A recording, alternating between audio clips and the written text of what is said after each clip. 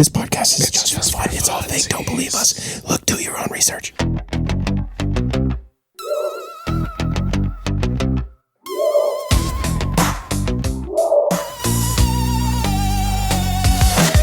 No. I don't like it. Stop.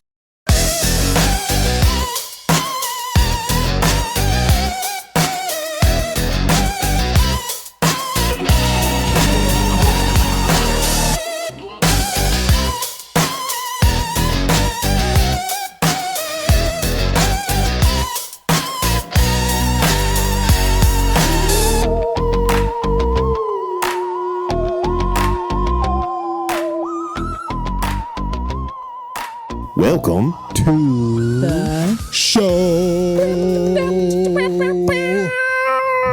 There's a little bit of beatboxing in that one. I liked it. Okay,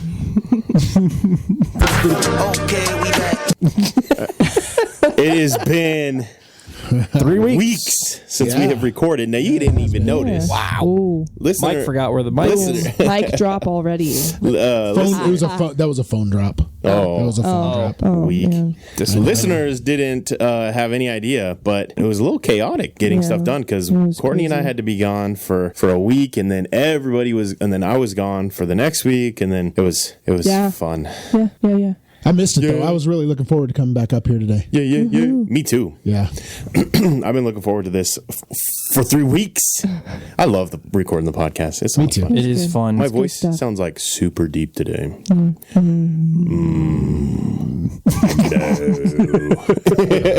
All the guys with the deep voice. How deep can my voice go though? Do it. That's the question. Do it. Wow. That's not bad. I don't know. That's all I got. I can't throw sound like it. the thing. Was it from The Ring? Or I know. whatever? I was like, we should harmonize that real quick. I have been told that I've looked like that before. Is that so The Grudge? Yeah. Yeah, The Grudge. The Grudge. Yeah, The I never Grudge. watched either one of those. I just know references. Oh my! I've been told I should be that goodness. character in a haunted house before, and then I was basically that character in a haunted house before. And we did a haunted house that was like the hauntented house of all haunted houses. It was so much fun. Epic, man. They would think by the time everybody had Back gone when through, we were in college. Yeah. Yeah, there was like it was like over 2,000 people had gone through the haunted house by the time we got done. That's a lot. It was. And it was nuts. so Courtney and I, we were responsible for the first room to set people off. So we had one of those like old school giant TVs that just are way too big, set on static. Nice. Yeah. And then I would stand in front of it. So the first time, so they walk in, it's dark. All they can see is the static, and then my shadow outline in front of it. You're holding an axe. And then, and you're wearing a hood and holding an axe. and then I immediately just walk off, just sideways. Out And of then sight. so then they're like, oh crap. And then they're walking through this like hallway, and then I then would come back around behind them, and that was the first jump scare. Was I would jump scare behind them, and I got behind them, and there was this little curtain that they couldn't see because of the darkness and then because of and the then they're the walking. forced light They're perspective. forced to walk through the room, and then I was sitting right in front of the TV, just with my hair over my face, like rocking back and forth and singing to myself. Nice. And so now they're focused on the creepy girl sitting in front of the TV, and then And then I would jump behind them and scare them. So then they turn around, and then the second they turned around after that jump scare, then Courtney would scream, very and blood she used to curdling have scream. like the rock star girls that just like have that like screamo scream. Right. She used to have that scream, and so just Okay. hours of her I used to screaming. try It was that. crazy. Really, this was just like a blood curdling scream that actually didn't Dude, hurt my her voice. voice at all. lasted the whole time. Like she didn't lose her voice. I would probably use was more that li- I was scream at probably closer to losing concerts. my I would voice. use that Just scream good at technique. concerts when I'm up front in the mosh pit, and people would get so annoyed that they'd move off to the side, and so I just keep moving forward. So I always ended up at the front. So, Back home. Yeah, Yeah. bud. Was good this, times. was this and then the rest of Yeah. it, the rest of the haunted house was like the ROTC was involved. Yeah, it was so they fun. were dressed in like their fatigues, carrying like paintball guns and stuff, and so the rest of it was like zombie themed and stuff. And so they were transporting civilians, people who would come into the haunted house, through the military checkpoints, and trying to guide them safely past all the zombies and stuff to the end. So it was did you pretty guys- epic. So fun. where was it? In the ballroom. The ballroom. Oh, We blocked okay. it off and made different rooms, and just that entire ballroom. I really liked when they were doing it in Brooks. That Burger they had wasn't so available back much. Yeah, I know, but like that was so cool that they just had an entire building to use. Nice. And I feel like they did a pretty good job with it. I wish I could have been in charge of that because Yeah. that would have been super fun to see. Our I budget don't was think- also significant at the time. I don't think they opened those up to the community though, because I remember we didn't go for whatever reason. I don't remember. I thought they did. I genuinely Did they? have no clue. Maybe we just maybe didn't go. not. Maybe not always. Maybe it was just once. I or remember twice. when I was younger, and like our mom let me and my buddy hand out candy the one year because they were yes. going to take you Yeah. trick or treating because you were so much younger, and so they left us in charge of the candy. So there was about, there was like 2-3 feet of snow, and like it a had ton of snowed snow like that year. crazy, like enough we built like an igloo in the front yard. That's how much snow there was on this Halloween. And my buddy, he dressed up like a scarecrow. And I just sat on the front. I dressed up like a rock star or something. I had face paint and everything. And I sat on the front porch because it was nice out, even though it was, snow everywhere. And I sat on the front porch with the little candy bucket. And he went and laid in the snowbank and just looked like a scarecrow and just laid perfectly still. And so when the kids would come up and they'd be poking at him and looking at him, he would look so real. And then he'd sit up and grab them and they would scream. And these kids would like, when you see like the little lizards running across the water, it was like that. Yes. It was like that, just running across the top of the snow, just trucking along. And we had this Jesus neighbor lizard. across the street, this older gentleman that lived across the street. He thought it was hilarious. So he was sitting on his porch and he would send kids over. He'd be like, you got to go over to their house because they've got the best candy. We had pretty generic candy, but he would send them over so we would scare him and they'd take off and he'd sit on the front porch laughing. Oh my Yeah. gosh. Good That's times. great. Good times. Good Just times. traumatizing kids, Nothing. no big deal. I hope that at some point I get to actually like be home for Halloween and help and like do that kind of stuff because for the last like 5 Halloweens I've had to work every single time. And I bet that's not a fun No, shift it's not. at all. It's not. Oh, yeah, I no, have never had. That's fair. I don't have any wood. Probably in the house. Halloween in a and college New town. Year's probably the worst Yeah. time to be on shift. I haven't. Yeah. I haven't had anything too terrible crop up as yet on Halloween as law enforcement, but like it's just you just expect people to do crappy stuff. I remember not talking to students and I think friends back who would sit desk in the dorms and stuff and seeing all the college students walk back in during and after Halloween night. Yeah. Yeah. That's enough to anticipate what a hospital or a police's night is Right, going to be like yeah. with that stuff too. Yeah, So, nobody that works first responder stuff likes Halloween. no. Now that said, so my grandma, not related to Tanner, so it's on my dad's side. Every year at their house, they have a huge they make so many tamales and green chili, and they make all this food, and they open it up to the community. So all the police officers during their shift come by the house, Oh, that's and they walk nice. through and they make a plate and sit and hang out and stuff. And all the firefighters stop by. It's like a whole community thing that they all. I didn't know they did that We- for like It's pretty cool. Halloween. We need a Mexican grandma in Shattern that does that. Yeah. But that was Christmas, but I could see them doing it Halloween. okay. Halloween, I was like, but they do I it at didn't know Christmas. they did that for They do it at Halloween. Christmas. My, But my brain, I was like, my Yeah. brain was like, I was with you in the same. I was like, we Right, did that yeah, multiple times a year. That's nuts. But yeah. But no, yeah, that would be too Yeah, much. that'd That's a be lot a of lot. tamales. That'd be That's a lot. You know what though? We did tamales. the world at, needs more tamales. Mike felt he felt competitional. Competitive. Yeah. Because I made burritos for our students, and his daughter is one of our students now, and they were bragging him up. So then he was like, "Oh, I got to do tamales and green chili," and That's really not why I did it. I know. I made sopapilla. You weren't feeling competitional, Mike? I made Bill, I'm a competitionalist. you are feisty So- today. Competitionist. I ain't had my No, I ghost know. yet. I know you weren't. I know you just wanted to bless everybody. Yeah, no, but Yeah, it for feels sure. good when you can sure. do stuff for college kids Hey. that maybe don't get to Yes. have stuff like that. So that was fun. Yes. Our only problem is that like the majority of good food that I know how to make is all Mexican food. Yeah. And we Right, have a so couple we've students had- that were like, literally just like Mexican food messes with my stomach, and I'm like, dang it. That's It's a like problem. it's really good. It's really good. but toughen it's up. like- That's what I said. I was like, Gut that sounds bomb. like a skill issue, Gut bud. Like, bomb. Sounds like your DNA's a little weak there, bud. You need to step it up. you step it up, bud. It's a skill issue.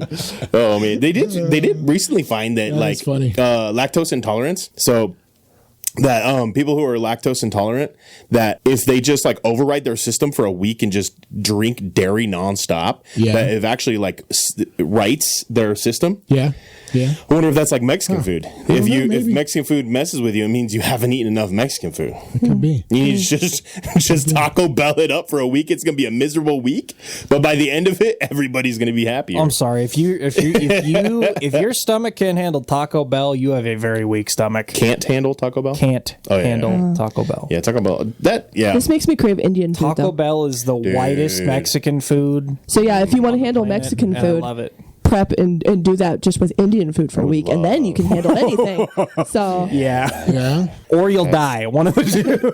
Die happy. Either way, I should make some a butter dish like chicken. I haven't had butter chicken's my comfort food, and I have not had it in a long time. I need to make it. It's that season so good. again. It's anyway. I'm really wanting some caffeine, so we're gonna do this. Mike, what did you bring us? Because it's going to be the Halloween, the All Hallows Eve, and we have a kind of a cool topic for today. Kind of related, not really related, but we got some ghosts. I just panicked because I listened to our last episode. And remember what happened last week? And I was like, oh crap, did I hit record? I did. I did hit record. Yeah. We're about 10 minutes in. I was hoping so because Phil gave you a hard time, when we first came down. So, dude, hopefully, all right. That was maybe one of my favorite moments of all time because we were going. It was so great. We were so into it, and then he goes, "Hey, I forgot to record." About 10 minutes in. All right, booyah. All right. I've got ginger ale. Like anyone cares. Ooh. Dang, Mike. That was a heck of a pop. Yep. Booyah. Sucked. I'm just accepting training in case it ever gets into the Olympics or anything. Make sure I'm ready. Crank up in competition. That was the worst one yet. Good job. Cran cacking. I know. Someday they're going to be like, "What is your greatest accomplishment?" And I'm going to be like, "Opening cans, baby. Opening cans." Cacking. Cranny cracking. I was actually trying on that one. And deliberate with trying on that one. Still messed it up. Oh man. Can cracking champion. Say that 5 times Give me fast. cran cacks and I don't care. Say can cracking champ 5 times fast. Can cracking champ. Faster. Can cracking. Can cracking champ. Can cracking champ.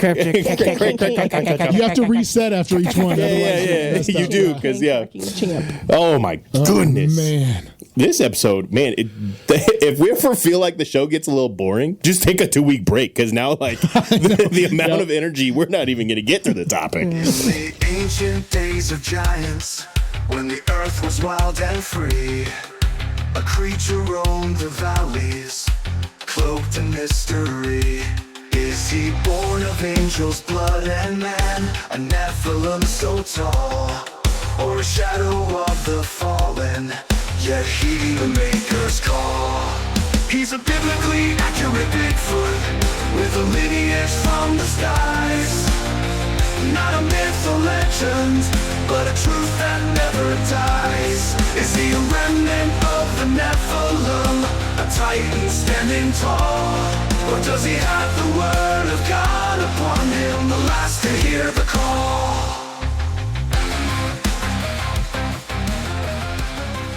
It's kind of like when vampires look in the mirror and they can't see their reflection, but it's...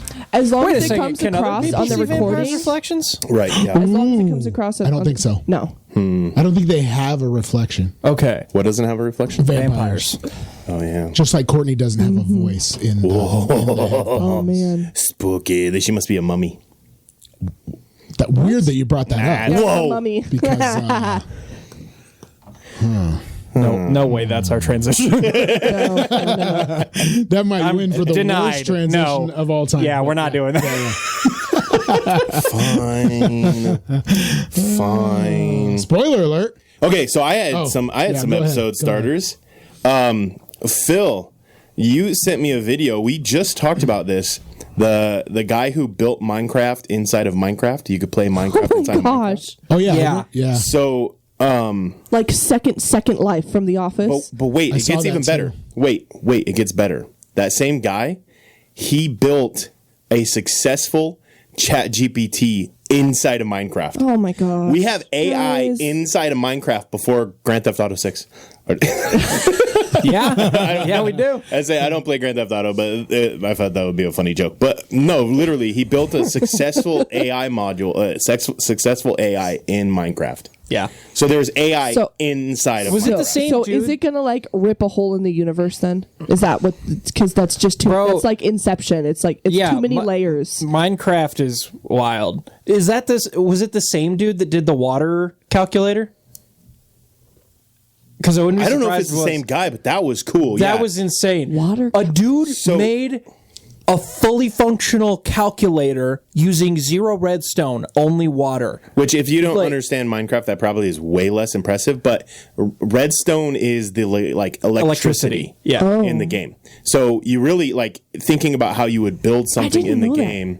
Redstone is the electrical line, basically. So he built a calculator without electricity in Minecraft, just using water. If you play It's Minecraft, it is crazy. that you'll understand that is insane. You may Mike's- not even Mike's I understand think I how might. insane. I think I might need to see it. My goodness. Oh my But god! Minecraft is one of those games where I'm like, I can run around and have fun and stuff. But then I'm like, oh, you could do this, and then people are like, oh yeah, I'm just gonna build a portal real quick, and I'm like, did you find this out? There's no tutorial. Do people just find this out and like look stuff up online? It's like the perfect game for people that don't read instructions. or does like, does everyone 'cause just you like just- find you it can out break the naturally? rules. I honestly think it's the perfect game just in general, just because you can do like anything. Yeah. Like there's almost nothing in Minecraft that you can't do. It's insane. And like I don't play it that much. I actually kind of got back into it in the last couple weeks. Just started messing around on it again. But like, Is that time? yeah, the- I don't know. for the Fortnite- It's time to The binge. Fortnite week. Yeah, something like that. But like, Minecraft. I don't know. Every time that I see something like insane in Minecraft, I'm reminded of just how good of a game it is. And every time I get on, like I won't play it for like a year, 2 years. I'll get back on and like I don't even recognize the game because they keep adding stuff to it. That's And like crazy. the amount of stuff that you can do, the ability that they give you to be creative and just do whatever you want is absolutely insane. Evidenced by the fact that you can literally wire a functional AI inside of the game. That is insane.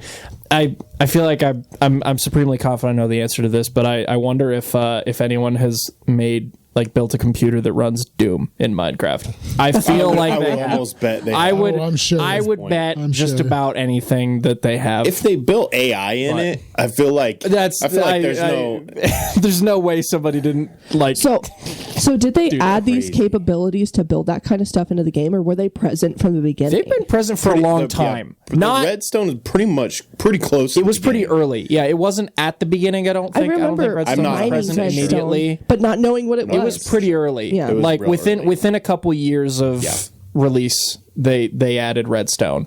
It was, and I don't think they really intended it to do everything that it's done. I think it was just meant to be like, here, you can flip a switch and it opens a door that's like a few blocks away. Right. Well, right. and then And then- people figured out, oh, okay, now you can shove. I can you build can a flip clock. a switch. Yeah, you can flip a switch, and it can shove a block into a block, creating a new block, and then like it just. Well, okay, so I crazy. think I've mentioned before that like when I play Minecraft, I don't find things out very well, and so like I'm that community that you find in that in Minecraft that is still like ridiculously primitive, and they don't know how to build their own houses, that kind of stuff. But like if you take a break from Minecraft and then you come back in two years later or whatever, and there's a lot more that's been discovered and stuff, it's almost like you're a time traveler. Like you're coming back into the world, and it's like, wow, this is so much more advanced, guys. Good job, cool. Yeah. And then you take another, but no. Yeah, no. Dude. We haven't. I play Minecraft every once in a while just for like, just because it's like therapeutic a little is. bit. It's I'm so- not That's very why good I at it, hopped in. I feel but like it's like the anti-dopamine. we're getting- Like when we're you getting need a close to break that. from Yes. dopamine hits, And Minecraft we is usually that. do that when we're on Christmas break because that's about the only time we have to So you need to play calm video our games. I've been running That's about the only Tarkov. time I get to play video games. Right, And yeah. so it's coming up soon. So I've never played it. My kids played it, and like I would watch them, and yeah, you know, it's fun to watch. And I'd too. ask questions. Yeah. I'd ask questions, but they'd explain it. It's and I'm not like, my- I don't know what you're doing. So. It's not my favorite game of all time, but I really think it might be the best game of all time. Yeah. Like, I don't, like I said, I don't play all that much of it. The only reason I hop back on is I've been running a lot of Tarkov and Counter-Strike, and like, I was getting so tired of sweating just to try and survive. Yeah. I was just like, I just want to relax when I play video games. I want to have fun for a little bit. So I was like, until you get, struck by lightning or you fall through a hole and then you die. And then I feel like the rage at that point is 10 times. And then you spend, and so you're like, okay, you're going to sit down for like an hour of just chill. And then you fall and then you have to retrieve all your stuff because you have like elite level stuff and you weren't expecting it. Yeah. So then you spend the entire hour getting your stuff back and you made zero progress in the game. Yeah. That's what being a dad is like. Amen. Amen. I take extreme measures to make sure that when that inevitably happens, it's as easy to retrieve as possible. I do too. It takes more time. Once I have some elite stuff, the next thing that I do is make sure that I have a full second gear set. Yeah. So that I have the ability. Like the first thing Phil doesn't gamble. No, I don't either. No, I do not. Tanner does. No. As soon as I beat the Ender Dragon and go find my first set of Elytra, the first thing that I do is go find another set of Elytra, so that if I die with my first set of Elytra, as soon as I respawn, I can don my second set and go retrieve my first set. Exactly. Oh my gosh. All our non-video game, I was going to say, non-Minecraft is already tuned out. It's like Guns and Knives and anything else. 2 is 1 and 1 is none. Like, you make sure that you have enough. Speaking of guns, did you see that there's a ceasefire in the Middle East right now? Wow. Yeah. How about that? And the lady who won the Peace Prize said thank you to Trump about it, and then Trump's like, I'm gonna declare war on your country.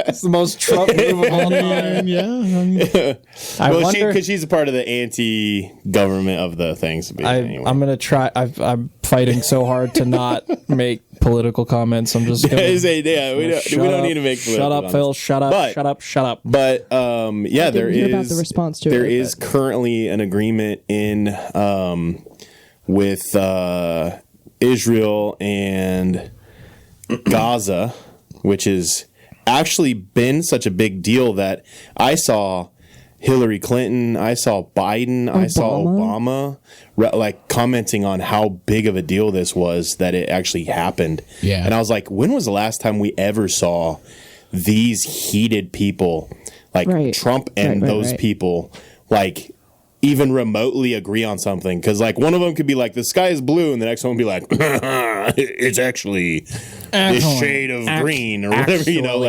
like they hate each other so much, but like they actually agreed on it. Like that's a big deal. It's kind of cool. So how much of it do you think is like actually Trump and just how good he is at making deals, and how much of it is the staff and the people around him and everyone actually being willing to? 2 things about Trump. Number 1, the one thing that Trump is good at is by surrounding himself with competent people. Right. We've talked about that a lot. And then he takes credit for it. Yes, he does. Loves taking credit for it. The second thing that Trump is good at is that when he says he's going to do something, he usually does it. As far as like when he took out the facilities in Iran, he did it. And so because he did it, he didn't just talk about, there's a red light. He didn't do the don't. Like, you know what I mean? If you cross this line, if you cross this line, So he actually did take out the facilities. Whether or not we should have, I don't know. That's up for debate, but he did it. And so because of that, if somebody in Hamas is don't bluff. Yeah, it's like, he's going to do that. And then he's like, do you remember those bombers? And then they're like, I do remember those bombers. Well, and then he'll text them an address. Have you heard the story of him sending a photo of where the guy was? I was going to bring that up. We've shared that on the pod before. Like, literally, he probly did that and was like, to the leader, and like, here's where you're at. Don't worry, we're capable. And then they were like, all right, we give in. Uncle. We'll do it. That's probably what happened. Now, outside of that, politics aside, like that is something that is true about his tenure as president. And so I would think somebody very capable at negotiating was the one negotiating, not him. Yeah. And then, but he's getting all the praise for it, and he's welcoming absolutely it he even is. more. I'm gonna mute that. Good point. Your Sorry about computer it. didn't Sorry freak about out your listener, Shut dear up. listener. Just let them think. Let them sorry. think it was I'm their sorry. fault. Why? Why? Phil, why is confused when everybody they hear always that trying on to their keep phone. you quiet? I don't know. Even Phil Have is you trying to heard keep Phil quiet. Have you heard Phil when he's not trying to keep quiet? I don't know. It's He wakes my scary. kids up. Sounds like an adventure. He breaks chairs. Feel attacked. You're good. To be fair, our students wake my kids up too. So Hey, at least you're capable of being quiet. I lack that.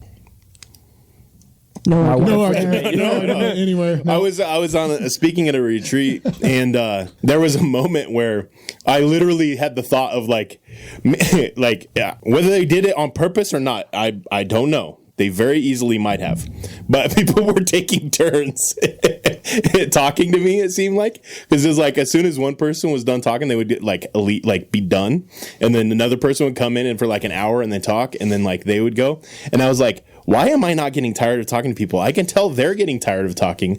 Why am I lacking the getting tired of talking? Like it just doesn't happen. So I started a podcast. It's true. Does he talk in his That's sleep? effectively what happened. Does he talk in his sleep? no. Well, no. Okay, he's. There's times where I wake him up to talk to him, or when the boys are up or something like that, and Yeah. he thinks he's awake, and I think he's awake, and then he won't he's remember like, later. Yeah, just half But- in, Not half awake. out. He doesn't just like talk in his sleep. Okay. Yeah. Then it does. Yeah. Then it does. Yeah.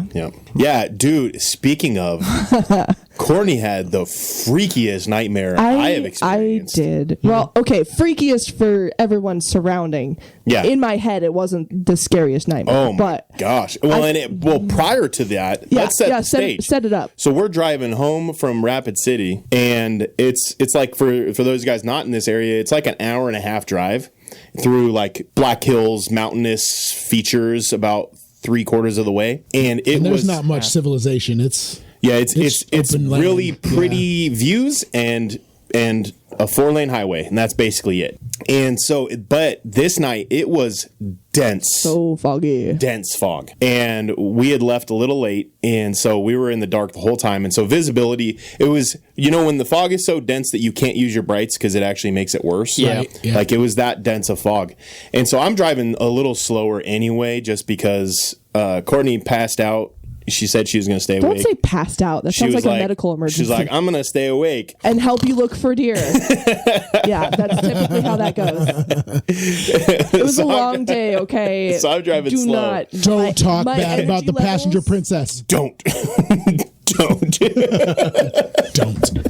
That was Yeah, it's one of my favorite That things as he a did. parenting technique. What would you say to him? Don't. Kamala repeated it too. She did. It was so great. I love it. Oh my gosh. Anyway, Anyways. so I'm driving slower anyway, and the whole time, like on my end of things, I'm actually seeing weird shadows and like Lightning. There was lightning. It was crazy. It was the weirdest drive home I've had in a while, like maybe ever. It's like we were entering a wormhole. And I don't know if the shadows were just like weird gaps in the fog, but it was like so thick fog, there was like no possibility to have gaps. And then all of a sudden, out of nowhere, Courtney jolts awake. Deer, deer, deer, deer, deer, deer. So I slam on my brakes because I'm like panicking. That's awesome. I did wake my That's own boys up. awesome. So there you go. Only because I you were woke my safe. boys up. All right. There was not a deer. First time out of But two. still awesome. There was not deer. was not a deer. Like dreamt, hallucinated, because in my brain I'm like, I'm watching for deer as I'm sleeping. And then I woke up, I thought I was awake the whole time, and I saw 2 deer in the middle of the road. Like, no joke. And I'm just picturing No Tanner. deer. I'm just picturing Tanner super hyper focused on the Very road, embarrassed. just chilling. Very embarrassed, very apologetic. It's all quiet. Probably had a nice soft podcast going in the background. I did. And I did. then, deer, deer, deer, deer, deer. And so Yes. just jerk, like I didn't slam on the brakes, but I hit the brakes fast enough that it jolted everybody enough. I had seen another, like, the man. white tail of a whitetail earlier in the drive when I actually was awake, but Tanner there also was. didn't see that one. Yeah. So I was beginning to accumulate the boy who cried wolf Make a Reputation. one-word So- horror story for Midwesterners. Deer. Yeah, definitely. And that road too. remember- I see more deer on remember- that stretch of road than Okay, Man, they were We know, and then I remember- we've hit deer on that road. Yeah, I You've hit remember deer on when that road. Yeah. when like our friend from Hawaii came here to college, and the first person to warn him, like, okay, just watch for deer when you're driving in between towns and stuff. He's like, what, do they like attack your car? Or, like, Yes. Yes. Pretty much. no. Sometimes. It's like, why are they so dangerous? At Are they aggressive? Like, They're aggressively stupid. deer. If anybody ever needed an argument against evolution, deer, by now, the stupidest ones should have been eliminated, and the Yes. smarter ones, by like just process of elimination, we should have gotten rid of 100 years worth of them getting hit by cars, and yet they are worse than ever before. So Beth one time calls me and she's all upset because she said, hey, a deer hit the car. And I was like, what do you mean a deer? You mean you hit a deer? She goes, no, the deer hit the car. Like it jumped up out of the ditch funny. and she's Yes. driving and it headbutted the side of the car and it killed it. And its antler like scraped all the way down the side of the goodness. car, busted the side That's mirror. actually came an up episode out of of the Gilmore ditch Girls. and hit the car. That's actually It's like on what an happened episode of first- Gilmore Girls. So yeah. The first one my Crazy. dad got was like that. We were on our way to my Pheasants Forever youth menor hunt, and we knew the area was bad, so he was already going under the speed limit. This is just about dawn, and we come over this hill and we see this buck standing like by the fence, clear over. Why the were left you ditch. pointing at me? Because you're to my left. If I'm That's an antler. Standing windshield over by in the front of me, fence. you It's are in the antlers. direction of the deer, and. We are now Just acting it very out. aggressive. Let's go. Let's do it. It's getting intense. In here. And that deer, I swear, I watched the deer's head snap up, and he was just like, "It's my time." And my dad saw. no. We saw him immediately. My dad starts slowing down. Deer takes off, slows down more, starts to curve towards us. We were doing like 20 miles an hour, and this stupid friggin' deer just like dives and just Oh my god. takes out the left front quarter panel. We like see his tongue hanging out of his mouth. He's, Oh, no. He's like did a backflip next to the car, lands, gets up, walks back into the ditch, and starts grazing. Of course. And we stop and we get out, and the van is just toast. Like Yeah. it is. He destroyed the front left quarter panel, took out the mirror. terrible. Like it's bad. Door barely opens. The last and deer the deer's I just hit- standing there. The last deer I hit on that road was I saw him at the last minute coming across, and he's running across. So I slow down, and I'm like, he's going to clear it. He's fine. He's going to keep going. He stopped, turned around, ran back the other direction, and I'm still in my head going, he's fine. He trips. Oh no. He trips and falls. So I go thunk, thunk, thunk, thunk over the top of him, and his antler caught my front panel, ripped the whole side panel off the car. Oh my Yeah. goodness. So Deer, they're dumb. Oh my gosh. Yeah. I don't Okay. slow down for them anymore unless they're running in front of me. speed If up. they're just standing on the side, Okay. usually by the time you can get, Just I'm not give him going a to say little I've bump. never done that. Just give him a little Get bump. past them. The less time they have looking at you, the less time they have to get in front of you. Yeah. Do it for real. I really do, I just don't Yeah. worry too much about it. Beth It's like, had one sit on her hood one time. She came up, slammed on the brakes, stopped just inches short of hitting it, and it sat on her hood, put a big old dent in the front. I've seen videos of front. them jumping in Like- through windows. Yeah, oh yeah, Into that's moving what scares vehicles. me. Okay. Yeah. Yeah. Before we my continue- sisters had one come through the man. windshield, and it was a buck, and it was like inches away from her face. Oh, So, man. Yeah. That's So scary. before we continue our story, deer count. How many deer have you hit with a vehicle? I don't want to say, I don't want to the jinx number? it. 0. Ooh, One. 1. 4. The same car. My 3 of them were with the same car. Yeah, that's true. My dad made it to like 52 years that old before he got his first one. He has 11 now. Wow. Oh my 11. goodness. That's impressive. Wow. I So when you're talking body count, I've had that's what deer count. I've had a lot of not close something calls, but explicit. just one. There's a couple people in Springview that have had like 4 within a month. I had a Subaru that, or no, it was a Subaru. Yeah, it I was don't a- know. It was so mangled Yeah, it was you a couldn't even hatchback. tell tell what type of car it was. That vehicle had hit 5. I did hit it 4 times with that same vehicle. Okay, but how many did your dad hit with it too? Remember? No, he didn't hit any with that. Subi was a deer magnet. Dad hit 5 deer with my Camaro in one it was your shot. Camaro, no way. So Subaru Took out a is, whole is family? an ancient Australian word for deer magnet. That was good. Okay, so this Subaru, if I ever actually got in a car wreck, would have been a death trap, because we just every time we would hit a deer, I would just makeshift more and more of the vehicle so that it operated, and that's all that needed to happen. So the airbags were gone right off. It also had the type of seatbelts that would automatically come forward and backwards on the frame of the car when you open the door. It was so okay. And then on top of that, the whole front bumper was gone. It was makeshift after makeshift, and the final hit was just a giant buck that when it did, it just it was huge, and it's when it got hit, it fell into the engine and it just collapsed everything down onto it, and it was gone after that. But you know the pink orc with the really messed up face in Lord of the Rings? Yeah. That's what that car looked like. Okay. Yeah. I think it was great. Okay. So Mummies. We're Midwesterners. We could talk deer the whole episode. So continuing. So back to the story from the creepy fog and all that, and there's more. The dark things. There's more. Oh, I was already. So there were shadows, embarrassed. shadows, all this other stuff. So deer. We get home. It's pretty late. We then go to bed early because all of us are just exhausted. So we go to bed. I'm getting a little bit sick. I thought I was running a little bit of a fever, maybe, but so we're all just asleep. When you're just exhausted, asleep. And then I'll let you tell your I, in hindsight, remember, because before I even knew it, I was awake and out of bed. But looking back, I think, do I tell that part first? I swipe the covers aside and I'm on my feet and I'm like, oh my God. And then I'm sweating and shaking and my heart's pounding and I'm like, what? And then Tanner's like, what? And I'm like, I don't know what. Why am I awake? And then Bennett's crying, Bryson's crying because Bennett's sleeping in our bed. Bryson's in the crib at the foot of our bed. And I'm like, I just woke everyone up. And Tanner's like, what is it? What is it? And I was like, no, we're good. Oh gosh, it was just a stupid nightmare.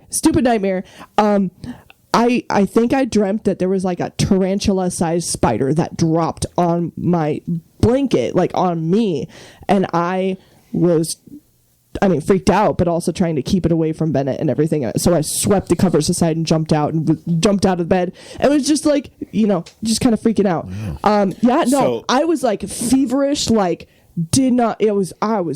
Dude, I was so disoriented, and then I made everyone cry. Tanner too. Yeah. So go ahead. So from my perspective, I just hear her go, just immediately blood curdling. Oh my God! Gets up, and immediately it scares Bryson, who's 6 months old. So then he's screaming. So the first thing that I emerge to is Courtney. Just flying out of bed and Bryson screaming.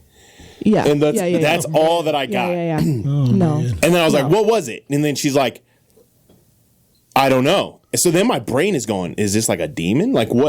What just happened? She's like, I don't know what it was. I don't know what it was. It was Spider demon. It came from it came from the roof. And I was like, Ceiling? something came from the ceiling? What was this? So I'm like, in the name of Jesus, get out of here. And then I'm like, what was it? And then she's like, I don't know. It was a spider. I was like, okay. But she's like, it was huge. And I was like, there's a huge spider? So then I'm like, where's the spider? She's like, maybe it was a mouse. No. So I'm like, you got a mouse in bed? what is going on? And then it seemed like she fully is like waking up at this so time. Badly, I can't even hold Bryson still. Like, it was like nuts. I was so out of my mind. And then I'm trying to like reel back my brain so that I could remember. And I'm like, why would I even have a dream? Why would I be so affected by a dream like a spider? I have dreams of like spiders and snakes and stuff all the time. It's that time of year where I'm like afraid to go into the laundry room because there's big old wolf spiders in there. So I'm assuming that's kind of why it infiltrated my brain. But I'm like, why did it have this much of an effect on me? And then I pulled back the bed sheets just to give myself peace of mind that there's nothing in the bed sheets. And then I find one of Bennett's socks. I think he ripped his sock off and threw it, and it landed on me. No. And I had a dream that a giant spider landed on me. Gotcha. And I woke everyone up freaking out. So it's Bennett's fault. The worst Exactly. reaction. I've had way worse dreams before, but that is the worst reaction I can ever recall having to a dream like that. And I woke everyone up. So then I'm still panicked because I'm like, Bryson's still screaming. What happened? And she's like, it's nothing. It's nothing. And I was like, it can't be nothing. You told me it was a spider, it was a mouse, and it was something that came from the ceiling. I was telling It was a sock. I kept saying it's Demonic sock. Demonic sock. A ceiling sock spider. That's funny. It was a nightmare. I said it was a nightmare. I'm embarrassed. So there's nothing. I know. I'm trying to console my child, and I don't think Bennett fell back to sleep for like an hour after that. And now, like 3 days later, he's still like, Mom's had a nightmare. Every time he looks at the bed, he's like, Mom's nightmare. He throws me under the bus still. Like days later, like, Mom broke the ceiling fan. Yes, I did. I know. That was a month ago. Phil, I don't know about you, but my favorite part of that story didn't really have anything to do with the story, but when Tanner first started telling the whole story and he said she woke up, went dur dur dur dur dur, I was like, what is a dur dur dur dur dur dur dur? And then I realized he was saying deer. Oh, dear. And I was like, was she having a seizure? She woke up going dur dur dur dur dur dur. I was like, I mean, that's what kind of banjo playing? That's how dumb I felt. Kind of dream was she having with that? And I go, deer. Okay. Oh my gosh. All right. That was a journey. All right. Great story. So yeah, I might have had a little bit of a fever. Story. Well, you know what though? Like exhaustion will do. Yes. Like you don't realize you're dreaming. You don't fully awake when you're like just drained. Tanner's talking about how exhausted he is, like but not like that. Like I've never had a giant spider sock land on me. No. Spider mouse sock. Spider deer mouse sock. Came from the ceiling. Ceiling spider deer mouse sock.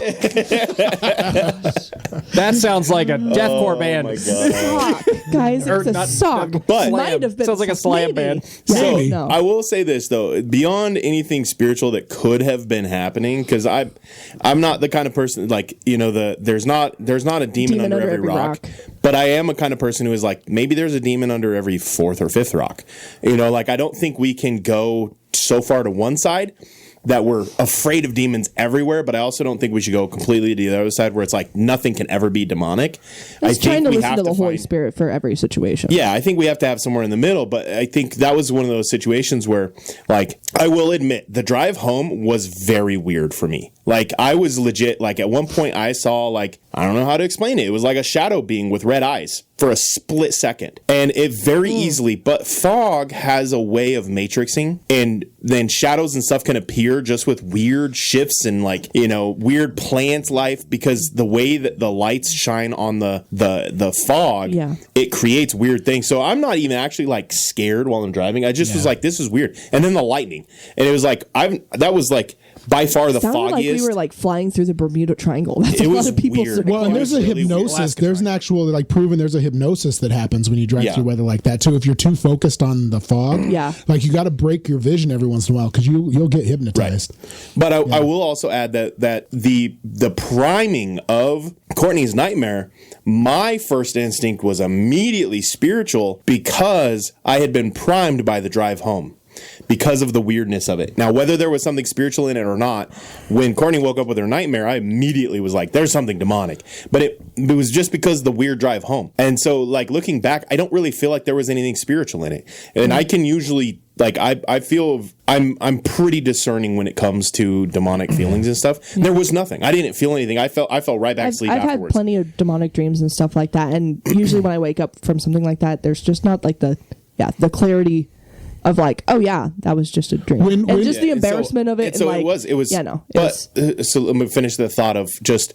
So sometimes we have to be very careful that like we're not priming ourselves up to fear something, and I think like we're in the season of Halloween, and I want to be very careful. And we have noticed like I think Halloween decorations have actually gotten like way worse over the years. Like there's like one dude in town that has like a fake like a dead body hanging from his. There's like 5 of them, bag. And they look real. They like a block away from me. Yeah, it's creepy. I don't like that stuff. Well, I've seen videos where somebody will call the police on their neighbors because they think that something actually happened at their house because the. And did you see the one of the like dude missing his lower half, like strung up? It was on TikTok. It got quite a bit of traction. It was like gore, like guts hanging out of his like abdomen, and like. It was like motion, like it would move. It was freaky. Well, that's too. We've gone to pick up something from someone's house that we didn't know, and they had like bloody handprints and stuff on their walls, and like it was June. It's like, guys, they just kept it up like year round. But anyway, okay, that's a little much. But even that, you know what? To each their own on it. But for me, I do think that we have to be very careful that we, like as Christians, I think again with the pendulum swinging, I think we can get to a point where we're so afraid of Halloween that like you can't let your kids even go to like trunk or treat things at a church or whatever because everything's demonic. And then there's the other side of like, no, it's a season. Just everything goes. I think as Christians, we have to find a place in the middle of like discerning. Yeah. My son is so excited to dress up like Handyman Hal that like he is so excited about it, but he's not excited, you know, like and so like being able to harness that excitement and use it for good.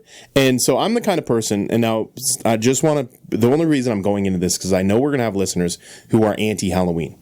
And if you're anti-Halloween, awesome. I also know we're going to have listeners who are pro-Halloween. If you're pro-Halloween, awesome.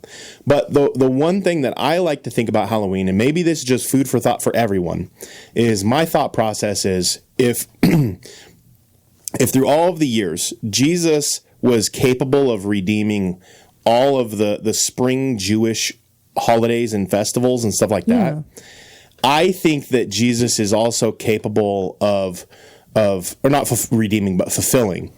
I think Jesus is capable of redeeming holidays that maybe were nefarious. Yeah. And I think that we can take something and turn it into good, because Jesus is very capable of taking things and turning them into good. And I think as Christians, we can take something that maybe does have a darkness about it that we could give into the fear, but instead turning it towards good. And how can we better enjoy the season with our family and be able to do it in a healthy way that is good, that it isn't purposely inducing evil, you know? Yeah. And so all of that, just to say that I fully understand where you're coming from, because I know, and I just want to say that I'm sure we're going to have somebody who might have commented and been like, Halloween, celebrating any Halloween in any way, shape, or form is evil.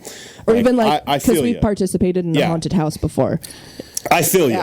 I feel you. And I've heard your arguments, and awesome. And then we're probably going to have somebody who was thinking about saying like, there's nothing bad about Halloween, blah, blah, blah. Cool. I feel you. I've heard your arguments.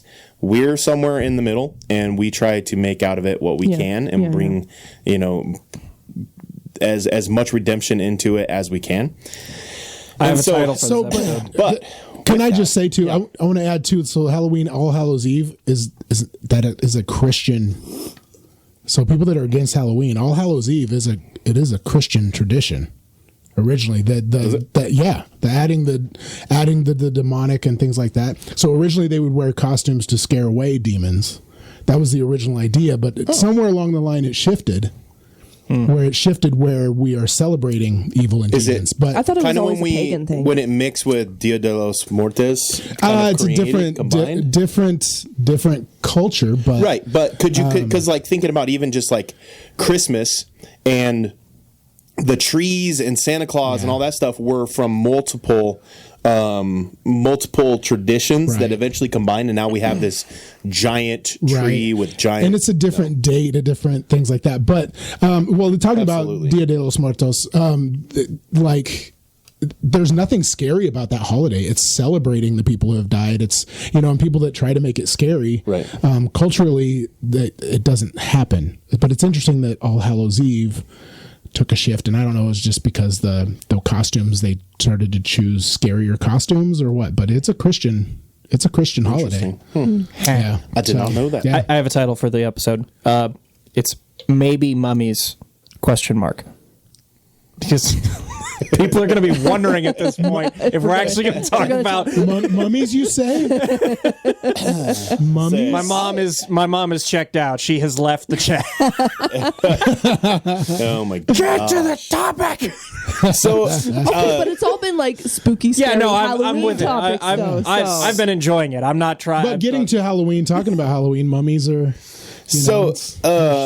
someone in talk our about. Discord brought up a very valid point that zombies and mummies are basically the same thing. Oh yeah. Yeah. And I was yeah. like, Mummies are just Egyptian zombies. mummies are just a delayed response.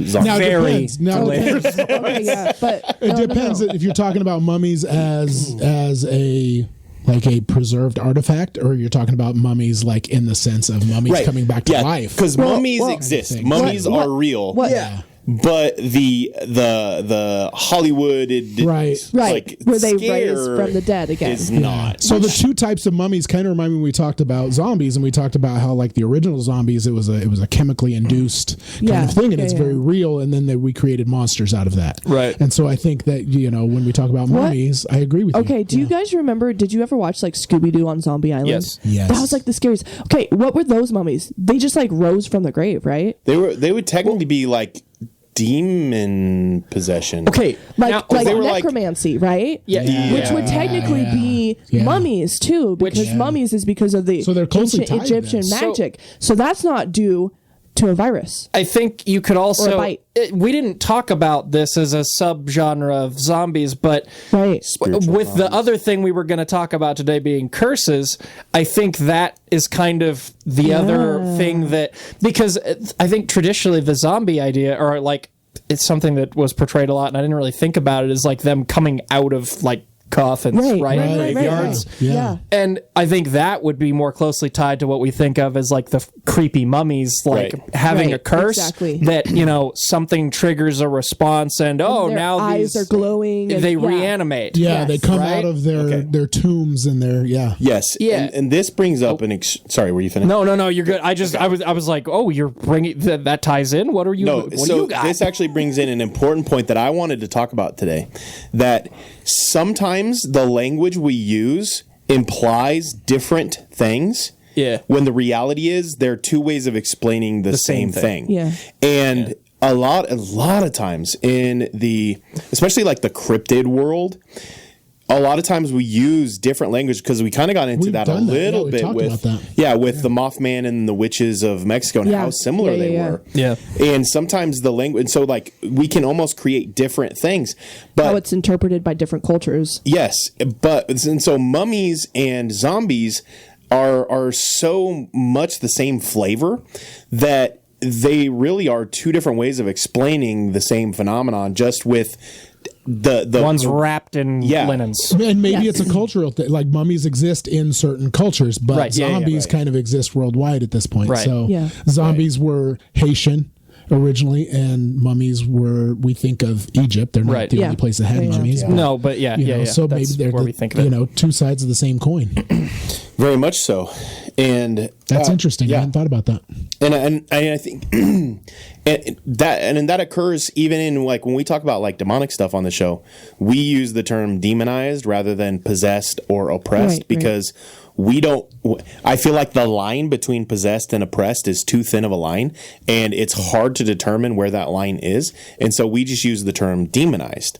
Right. And so if someone is demonized, it could mean they are possessed. It could mean they are oppressed. It could mean that somebody is affecting the life around them. We're just saying a demon was involved. But they're demonized. Yeah. There's a demon Caused who is by demon. Yeah. a demon has targeted you for some reason. Yep. That's demonized. Yep. And I feel like when we talk about curses, we kind of tickle. We kind of tiptoe a little bit into Kind of tickle. the language barrier difference. And I mean, we can tickle. We can tickle too. You can tickle, I think you just tickle the stopped carpet with yourself. your tiptoes. I think you just stopped yourself from mixing a metaphor there. what do you think I was going to say? I don't know. Probably. It's just what it You're sounded gonna like. tickle Tickle the around the toes. topic. I'm gonna tickle around the topic. Tickle your around the ears, tiptoe around maybe? I don't know. I don't know. But it's possible. Somebody finish the Tannerism. Yeah, do it. But I do think that a lot of times we get into this language, and literally today in the Discord, Commandy asked, what's my take on generational curses? And I responded, you're gonna have to listen to the episode basically Nice. because I had already. That was a planned nice on- out. Nice out. I've already planned on. Good talking read. about Good. I was generational hoping. curses on this. We'd go into that a little bit. So, what's your guys' take on generational curses? Gosh, dude.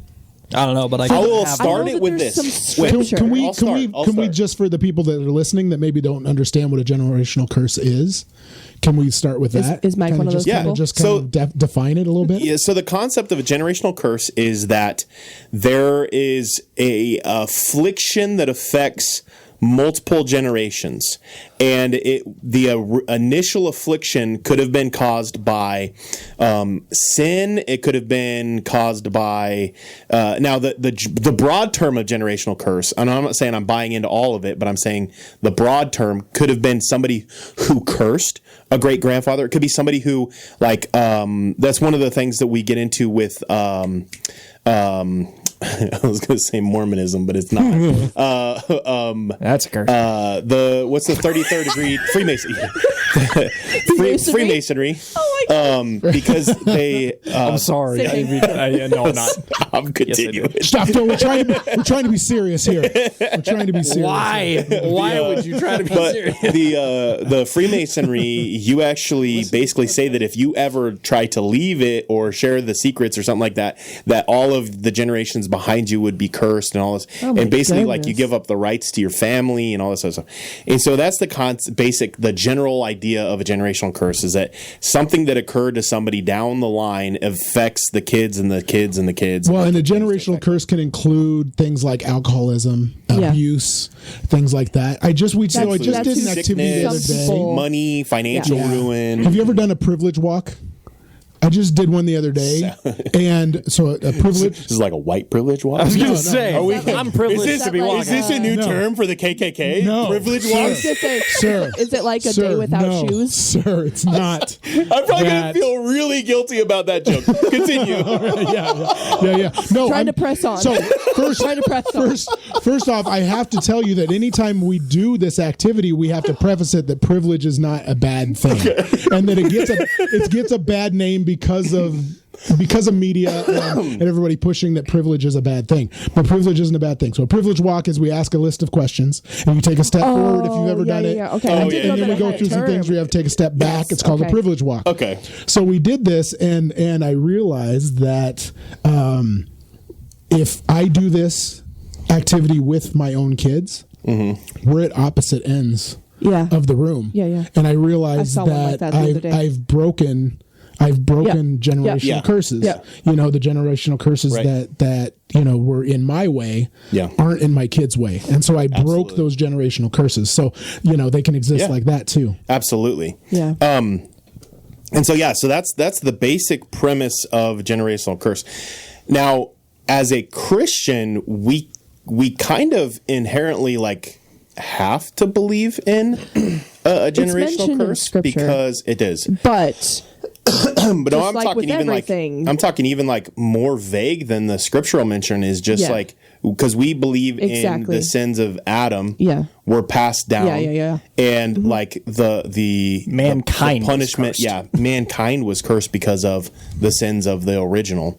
And so it kind of exists as a premise of our religion at some level. But yeah, there is actually significant scripture on this. It's not just something that is somebody took one verse or something like that. There's I do feel like wrote people my have top 10 expanded down. on it in ways that I haven't been able to track down yes. in scripture. And so when you're talking to Absolutely. someone and they are like declaring this over you, you're like, I don't have the scriptural backing for it right now, so I'm gonna have to sit on it. But like, absolutely, yeah. And so before I go with what my thought process is, I kind of want to get short take. Like, what's your minute take on generational curses? Like hot minute. Somebody else start. Why are you I looking at don't me? even know if I have a minute on it. I don't. You don't I have to. had Just a lot what's your of stuff thought? declared on me, just like past of like alcoholism, depression, and anxiety. I had people, who were like, "Oh, your Crohn's disease is because of, your seventh generation father who was like this," and I'm like, I don't know where you're getting that from. So like, it's very muddied for me. Yeah.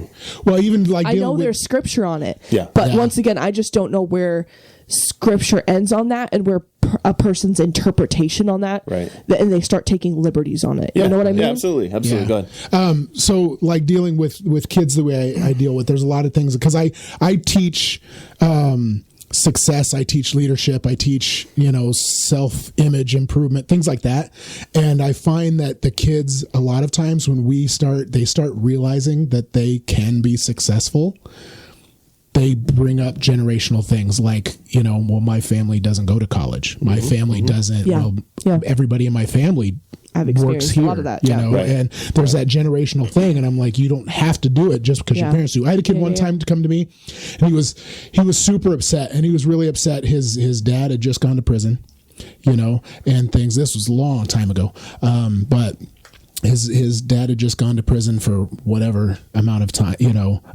so many times he had gone, and he came to me upset, and he's thinking that was his future, that he was cursed to live that way. And so it took a lot of work in making him realize you're not your dad. This isn't a real curse, just because your family talks about this curse and it's generational does not mean that it's an actual curse, right? Unless you make it, you give it validity, then it becomes a curse. Absolutely. I think I do believe that. I think you have the choice, but once you obtain the knowledge of like, hey, I can make my own choices on this, and like I think authority is, and I think we on give it. those kind of And curses so, validity. Yeah, when we think too well, much I think about taking it. authority. For yourself is huge, and that's huge in the spiritual world, and that's why I think it starts to mix like that too. So it's like, where is it? Like, to what point is it your own choice to be able to make those decisions? Because you make decisions to become closer to God too, or farther away from God. Right. So to what point is it your own decisions? To what point is it something like you're breaking a generational pattern? And to what point is it like an actual because the Bible talks about blessing and cursing and stuff. So, yeah. Okay, Phil, your minute take. Yeah, I think regardless of how it comes about, whether it's a decision thing or something that's, put on you, if the enemy wants to target a specific person, like what's the best way they can get access to that? It would be by, get at you early via like your parents, the environment that you're being raised in. Yeah. So whether that's, comes in the form of alcoholism or sexual abuse or whatever the thing is, that's a super effective way to target somebody specifically. Or if you're just trying to get as many people as possible, if you can target a whole lineage based on starting with one, person, and then, maybe that gives you access to somebody's kid and somebody, their kid and their kid and their kid, that can continue for a long time. I think it's just a super effective way of, if you have access to one person, that gets you access to generations after them until somebody, something breaks it, stops it, changes it, affects it in some other way. So I think it's probably a pretty effective tool for the enemy. Yeah. So my take on generational curses, I think there is a lot of proof that they are real. I think in both the physical curse of, and again, using different language to say the same thing.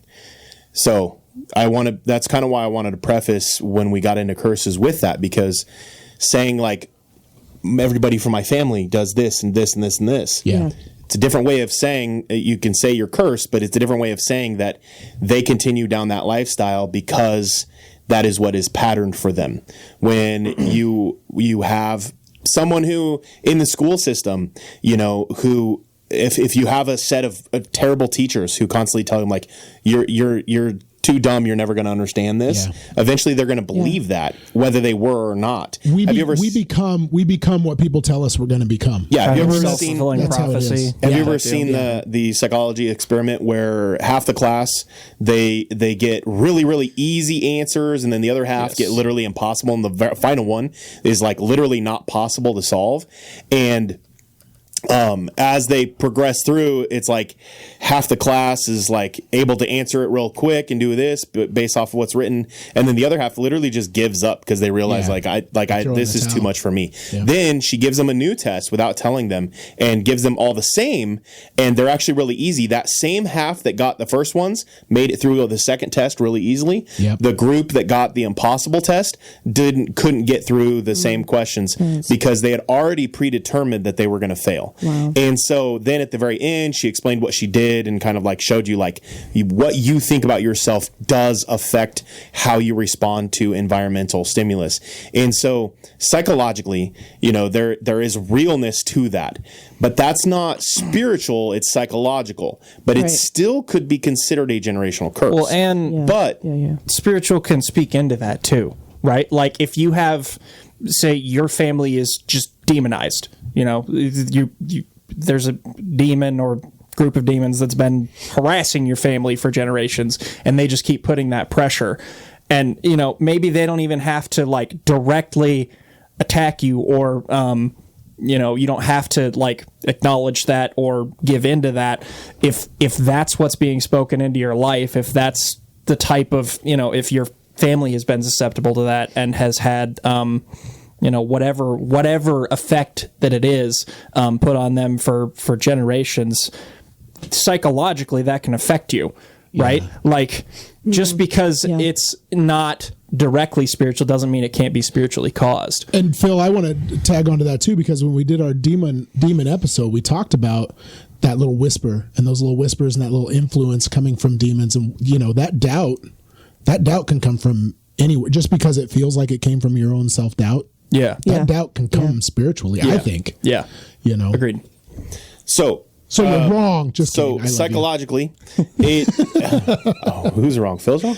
No, you. How am I wrong? You interrupted me when I was sharing my minute take that was lasting 5 minutes. Oh, I didn't realize that was your minute I didn't realize you were still. I just like saying you're wrong. I just like saying you're wrong. Wrong. It doesn't matter. Who's wrong? I don't know. Somebody. You. Okay. Anyway. So in continuing, so psychologically, we have proof that again, saying a different word to say the same thing, that generational curses can occur through a psychological means.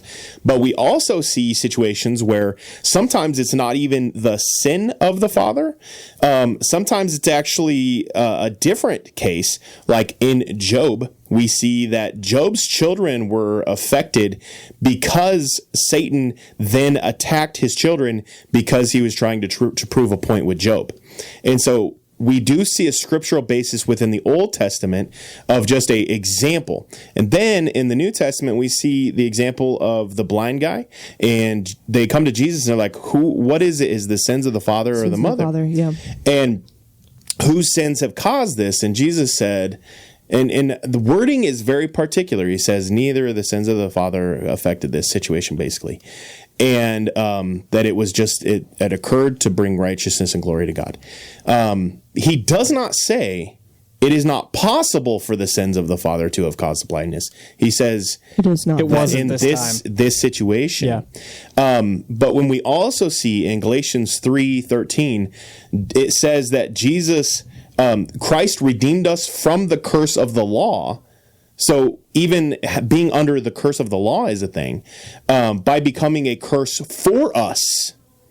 So Jesus, and it says that cursed is everyone who hung on the pole. So Jesus became the curse so that he could redeem us, so that we can no longer be held to curses. So anybody who is in Christ is redeemed from the curse of the law. So we see curses show up numerous times. Then we have very clearly spelled out in Exodus, a couple times in Exodus. Exodus 20, it says, "You shall not bow down to them or serve them, for I, the Lord of your God, am a jealous God, visiting the iniquity of the fathers on the children to the third and fourth generations of those who hate me." Yeah.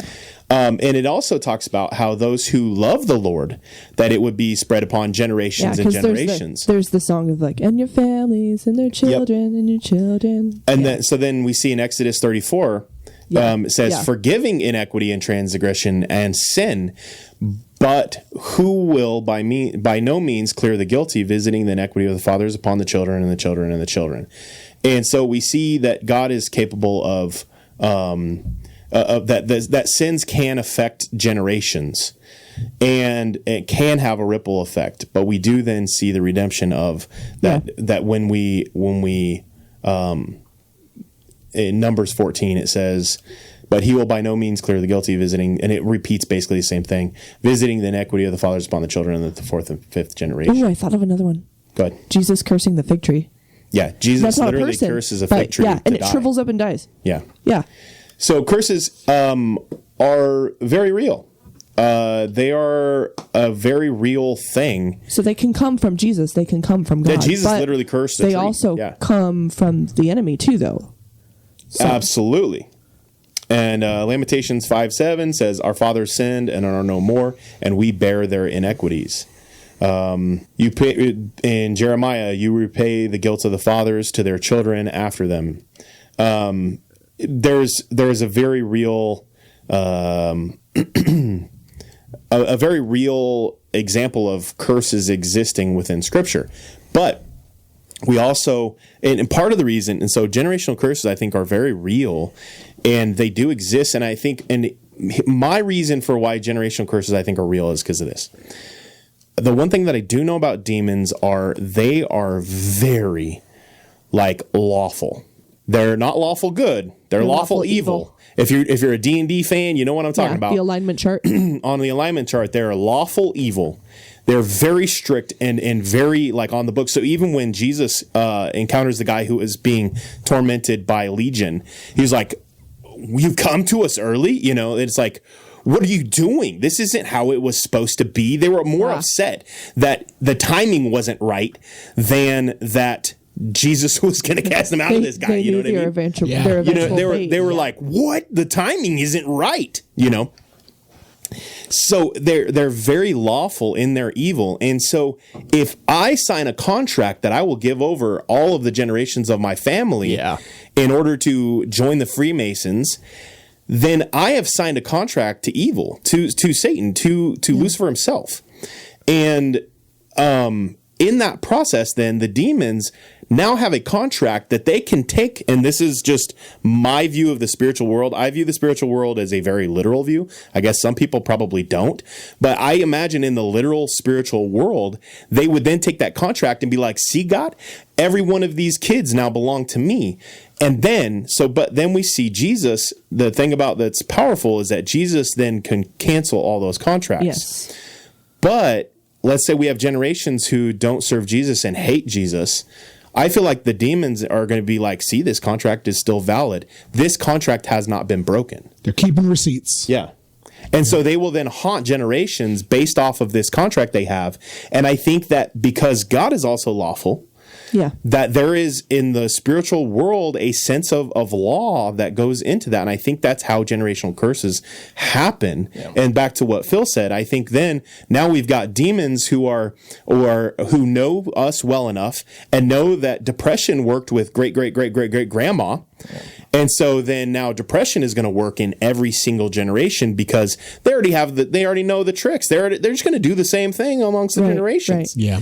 And they can ruin entire family lives. And sometimes it becomes a little bit of an excuse of oh, this can't change just because, it's there's an actual intentionality behind it too of once you figure out this is what's going on. Yeah. You feel like, oh, well, this is how it's always been. So therefore, this is how it's always going to be. Yep. Yeah. And you don't feel like your free will, your God-given sense of free will can overcome that. Right. Yeah.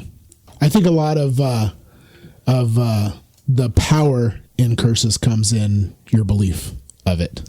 Yeah. You know what I mean? For instance, so like I have I talked about on the show, like allegedly my grandma cursing our mom. Yeah. And I think we've talked about that a little bit. Yeah, because like I said, the belief in that, I think, because she believed in it, whether it happened or not, you know, because my grandma always denied that she ever did that, but our mom believed in it. Mm-hmm. She believed in that curse, and it came true. I mean, everything that our mom said was in that curse came true. Right. You know, but I think her belief in it, you know. Well, I think both and. Yeah. I think some curses very much so. Yeah. I think other curses are very literal within the law. Well, I also of the spiritual world, but most definitely agree. Right. That I think a lot more, probably maybe not a lot more, but I think more probably on the how we view things than it is in the unseen. Right. thing. But talking about belief too, like your belief and faith in God and Jesus cancels those contracts too. So I think your belief in that I can break this curse is just as powerful as your belief in the curse. That's where I was going to go with it. You know what I'm saying? Belief and faith are huge in curses on both ends of it, I think. Yeah. You know? I think, and it may be a bit of a spoiler alert here, and I still want you guys to watch The Rite at some point if you haven't yet. But that's kind of a big theme in that too, is because this young aspiring priest doesn't really believe in anything. He just kind of refuses to believe in the devil and evil in general, and he just thinks it's people. Well, eventually, when it comes to a head, major spoiler, but he finally acknowledges belief in the devil. He's like, guess what though? That means I also believe in God and his power, and then that's when he comes into it and figures out, like, this is how I beat this. This is how this gets beat. It's a super cool, powerful moment, and I think it makes a lot of sense, and it really is a pretty good representation of how it works. Like if you acknowledge that evil is real, then you have to acknowledge that good is real, right? And well, my brain's good? like a lot of times that's people's first experience with the supernatural, and that like, you know, I mean, we've had so many students who like come to us and they're like, I've seen the evil, like I've seen like supernatural evil, but then that turns me around and I think, well, there's got to be good then, and then they go seeking for it, and then they stumble into Chi Alpha and they're like, oh, here, we've had multiple conversations like that. I can I still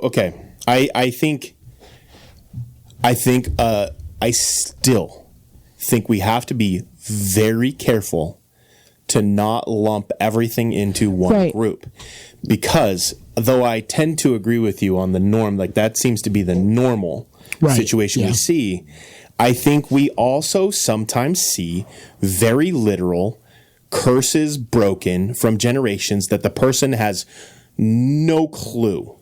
Yeah.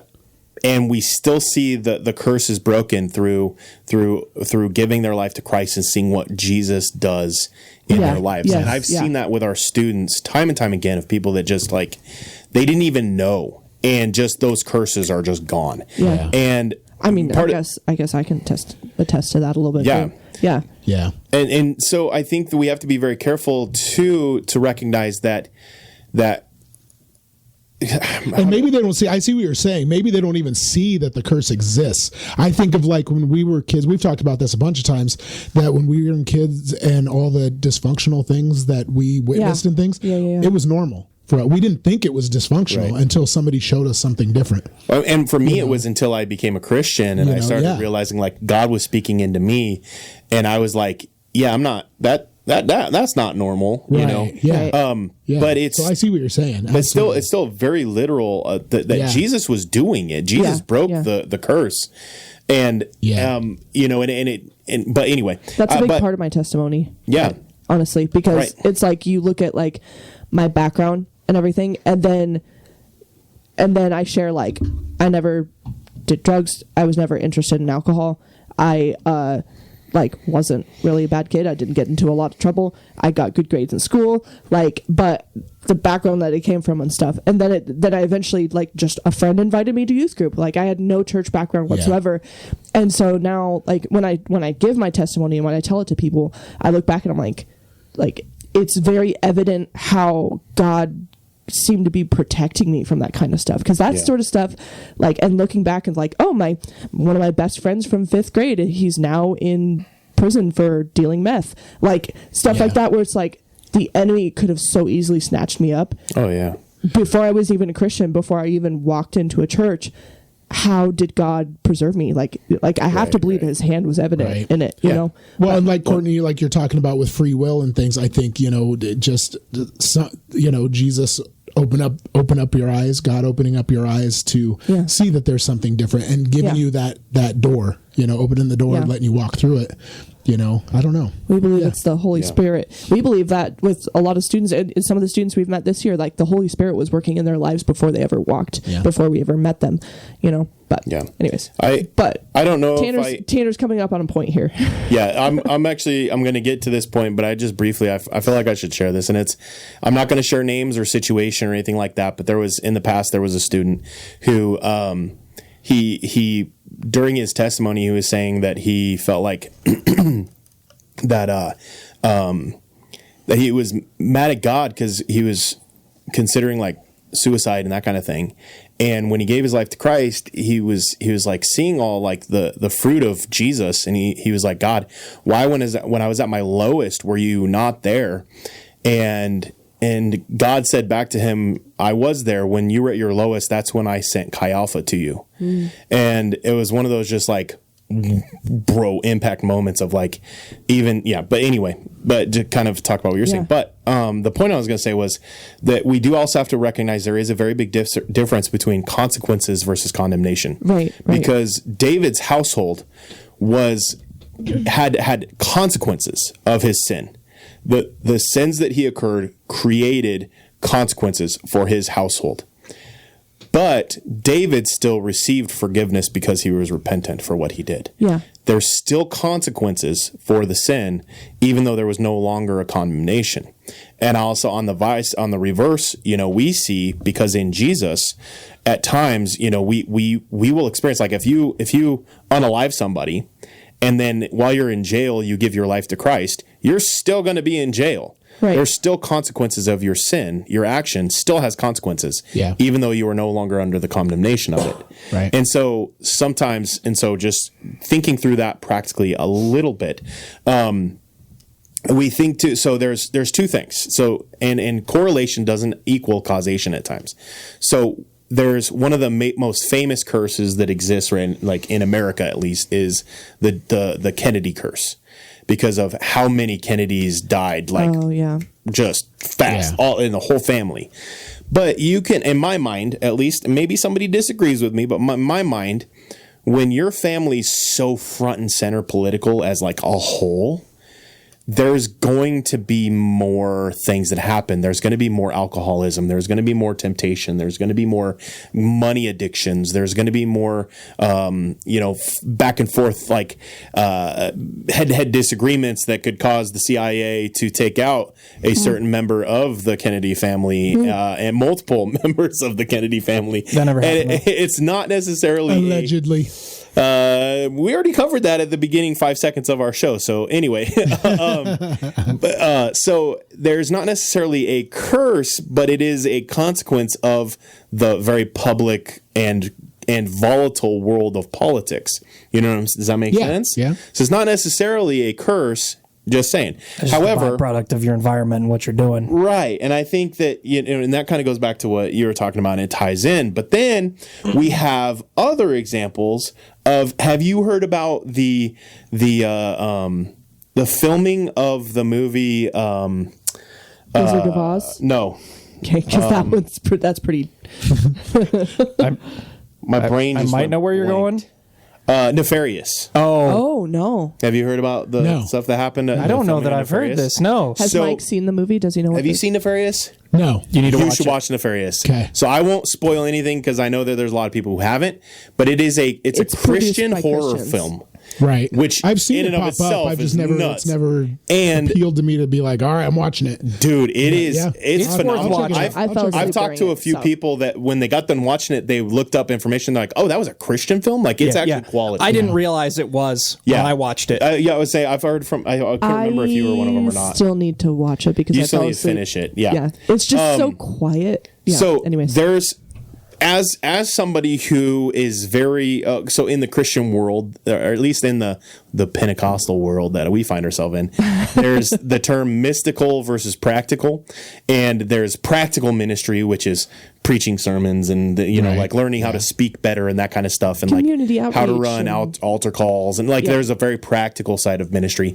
But then there's the mystical side, which is like listening to the Holy Spirit and listening to prompts from God when He says to speak on this and that kind of thing. So there's the mystical, and you can operate more in one or the other, but I think, in my opinion, there needs to be a very good balance of the two to be in health. yes. But most pastors typically lean one way or the other. So looking at the mystical side of things and having been involved in casting out demons and if you want to use the term exorcising demons out of people, but in what is the modern term for it? Deliverance ministry. Yeah. We've been in that aspect of deliverance ministry, but it's not I just want to say deliverance ministry, not in the sense of like the extremes, which are sometimes viewed as very unhealthy now. Yeah. But anyway, having been involved in that, I feel like Nefarious is a very practical and very realistic way that demons think and operate. And I've heard from, you listen to the Exorcist Files? Yeah. The Father Carlos says that, in his opinion, that is the closest a movie has ever come to actual demon possession, exorcism, like how demons Check operate. it out. Yeah. It's phenomenal. I'm sold. All right, what's your It's point? a really good movie. Yeah. So, that being said, when they were recording it, there was some opposition, and people started praying specifically, or not praying. Well, I mean, it'd still be praying, just not to God, to their demonic entities. People started people were like literally like telling them to their face that like I'm putting curses on you and stuff. And so they brought in an actual exorcist to be on site through the whole filming, both as a liaison just to ask questions, but also to deal with the demonic stuff that they encountered. So there was one instance where in the first 11 days of shooting, there were 8 car accidents among cast and crew. Oh my In goodness. the first 11 days. Yeah. 8 different car accidents.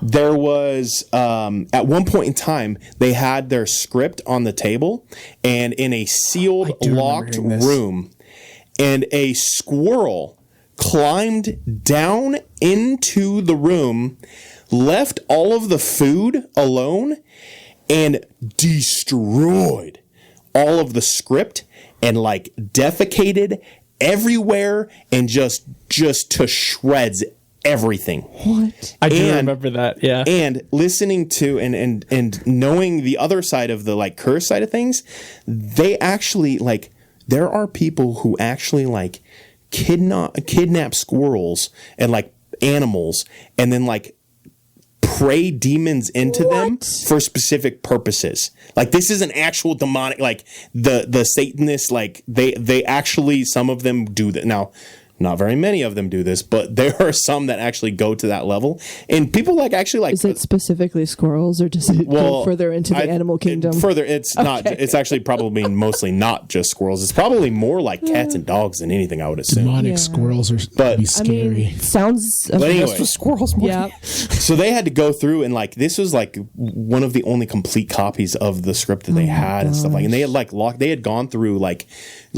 strenuous detail to make sure that nothing could happen, and a squirrel just crazy. Strenuous, nice word. Crazy. And then on the set there was just like just days and weeks where they just couldn't film because the electricity all of a sudden quit working and stuff like that. And we know that from the ghost hunting world, that kind of thing happens. Yeah. Technical malfunctions, people like getting like just the amount of people who got sick, like sick, like vomiting sick regularly on the show, which again, you could go into the very literal, like they could have just had a bug that kept running in circles. That happens. But then they had actual like physical manifestations of like shadow people on the set and like sightings and stuff like that. Then on top of that, the fire alarms continued to malfunction. And so they'd be in the middle of filming, fire alarm goes off. Well, they can't use that anymore because they can't edit out the fire alarm sound. So they have to start over filming. They had, it was just a list of things. And then on the last kicker of it all is they had an actual demonic possession, and a dude fell out in the spirit, like in Manifested. demonic, and the exorcist had to actually perform an exorcism on set. And so this is a good cause, a positive movie that just kind of is like trying to show the light on the demonic. And they're experiencing all of these quote unquote curses. Now, one thing, they're sick. Cool. Yeah. Car crashes. Okay. Those happen. You know, a squirrel gets in. Okay. That happens. Technical malfunctions. It happens. But when all of this happens all at the same time, and it's all just creating this environment, like they didn't think they were going to be able to ever finish it. Like it was bad. And the directors, they straight up said they've done a ton of movies, and they straight up said they were like, we've never experienced anything like this. It's like ever Macbeth. On a set. And it was just to the level, it's like, again, coincidence, okay. But when you see enough coincidences, it can no longer be coincidence anymore. Dude, I'm That's going to be crazy. honest. That's the first time the only time I've ever heard of a squirrel destroying a script for a movie. I mean, it's very specific. I mean, Well, yeah. Well, there was a movie in which, not a squirrel specifically, but there was a movie when they filmed it that experienced very similar things. Do you know what movie that would have been a classic movie? Would have been a cult classic. The name of it. Classic? The name of it is very fitting. The Original Exorcist. Well, I was going to bring that up. I've been trying to jump in. Go. I stole your thunder. No, I was trying to jump in because everything about that reminds me of all the stories that come with The Exorcist. That dude actually died on set for Exorcist. Fell down the stairs. The priest broke his rib. Like there's a whole list of injuries that happen. Yeah, dude died, and like the guy who plays the priest he ended up with a broken rib. Like people were sick. Like it was bad. Like it almost didn't get made because they crazy. There was so many, and they did not have a real exorcist on set. Yeah. So yeah, just malfunctions with the set, just lighting issues, stuff like That's crazy. stuff like moving on it. Like there's stories about the Exorcist when they were creating that, but that's what that reminded me of. But yeah, I mean, supposedly that's the same with like the play Macbeth. yeah. Have you heard of Yeah, that? yeah. Maybe Mike specifically. It's just like that's why you're forbidden to say the word Macbeth Yeah.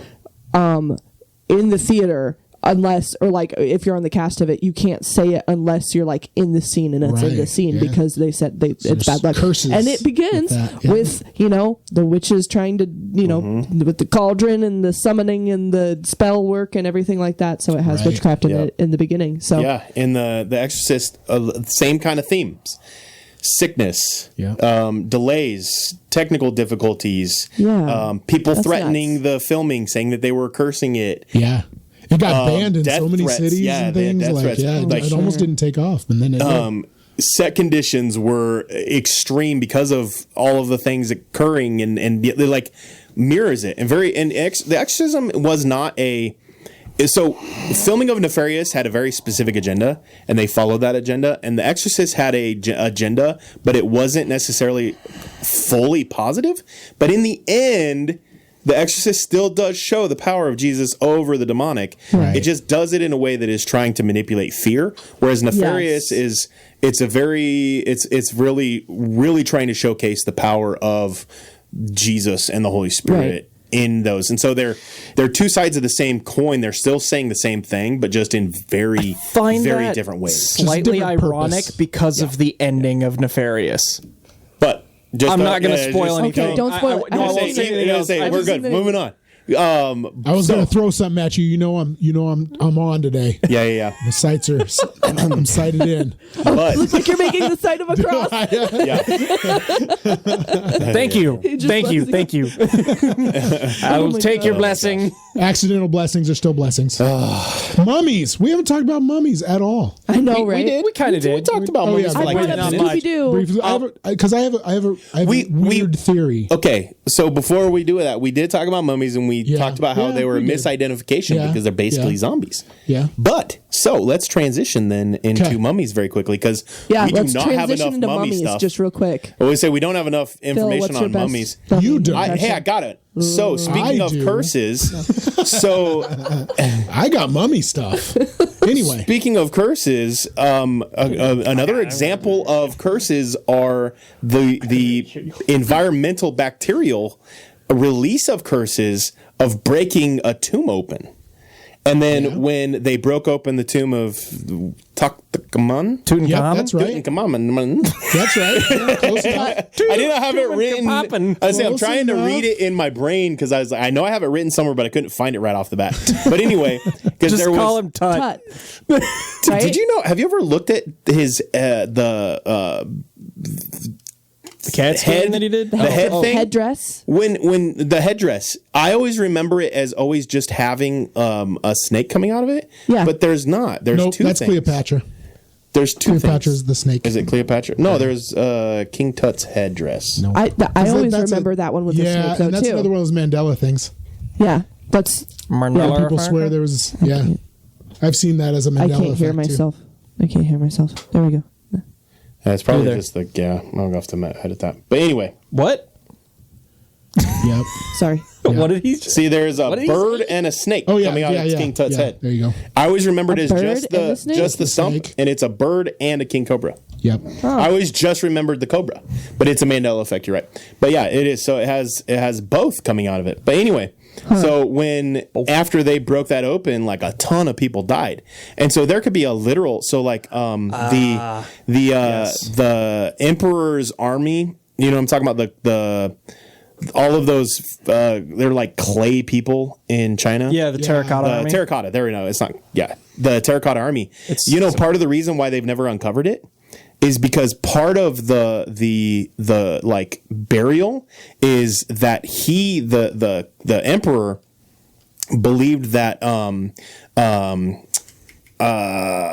mercury, liquid mercury, was like the key to eternal life, which ironically is what killed him because he had mercury poisoning. Right. But when he was buried, he was buried in like an island of rivers of mercury. Is the theory? There's rivers running through. When there. they Yeah. test the area, the entire area around it is so high in mercury that technology can't protect against literal like flows of mercury, and so they can't uncover the rest of his tomb because of fears of how he even just said he was buried. And the proof around it shows that like it probably was real. And seeing like what they did with the terracotta army and how many there was, Yeah, like we it's can't figure insane. out how they made all these because the faces are all different. So It wasn't mass. yeah, They're all so we completely don't know different. how they even made this. So clearly, we believe that he has rivers of mercury flowing, and so they just That's a lot of can't Quicksilver, uncover it. dog. But that could be a literal curse of like, oh, you disturbed this, and now you have mercury poisoning. It's a very practical It's a chemical curse. Right. but there's a literal curse of like, you can't do this, or else you'll be poisoned.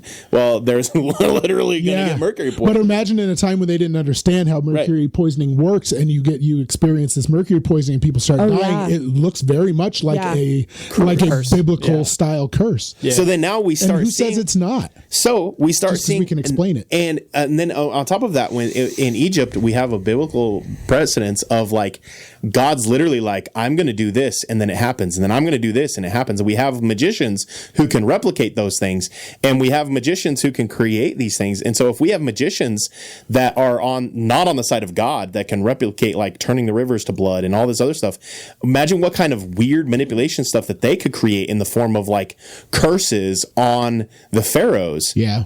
And so there probably could have been literal curses that they would have understood just because they were dealing in the what is the term, the pharmakia or whatever of it. And so the like there could be literal curses. And so you start seeing all these things, and then God says, I'm going to kill all the firstborn kids, and then they don't listen, and then it happens. Now, all of a sudden, when there's a curse that says, like, all of the mummies will rise, now we're like, bro, we're going to believe this, even though it's not practical now. Right, yeah. And so, mummies.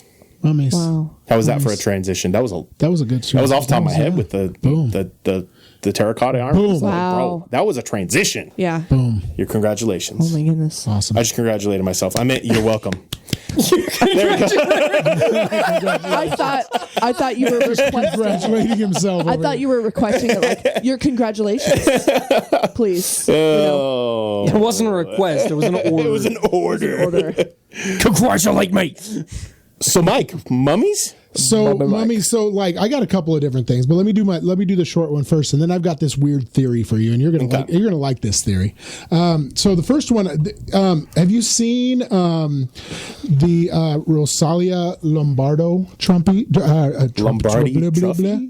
Yeah, the mummy. The Lombardi trophy? I was gonna say trophy. I was looking at the trophy. Lombardi trophy. Yeah. Trophy's right in front of my face. Not in purpose. Yeah, the mummy. The Rosalia Lombardo in Sicily.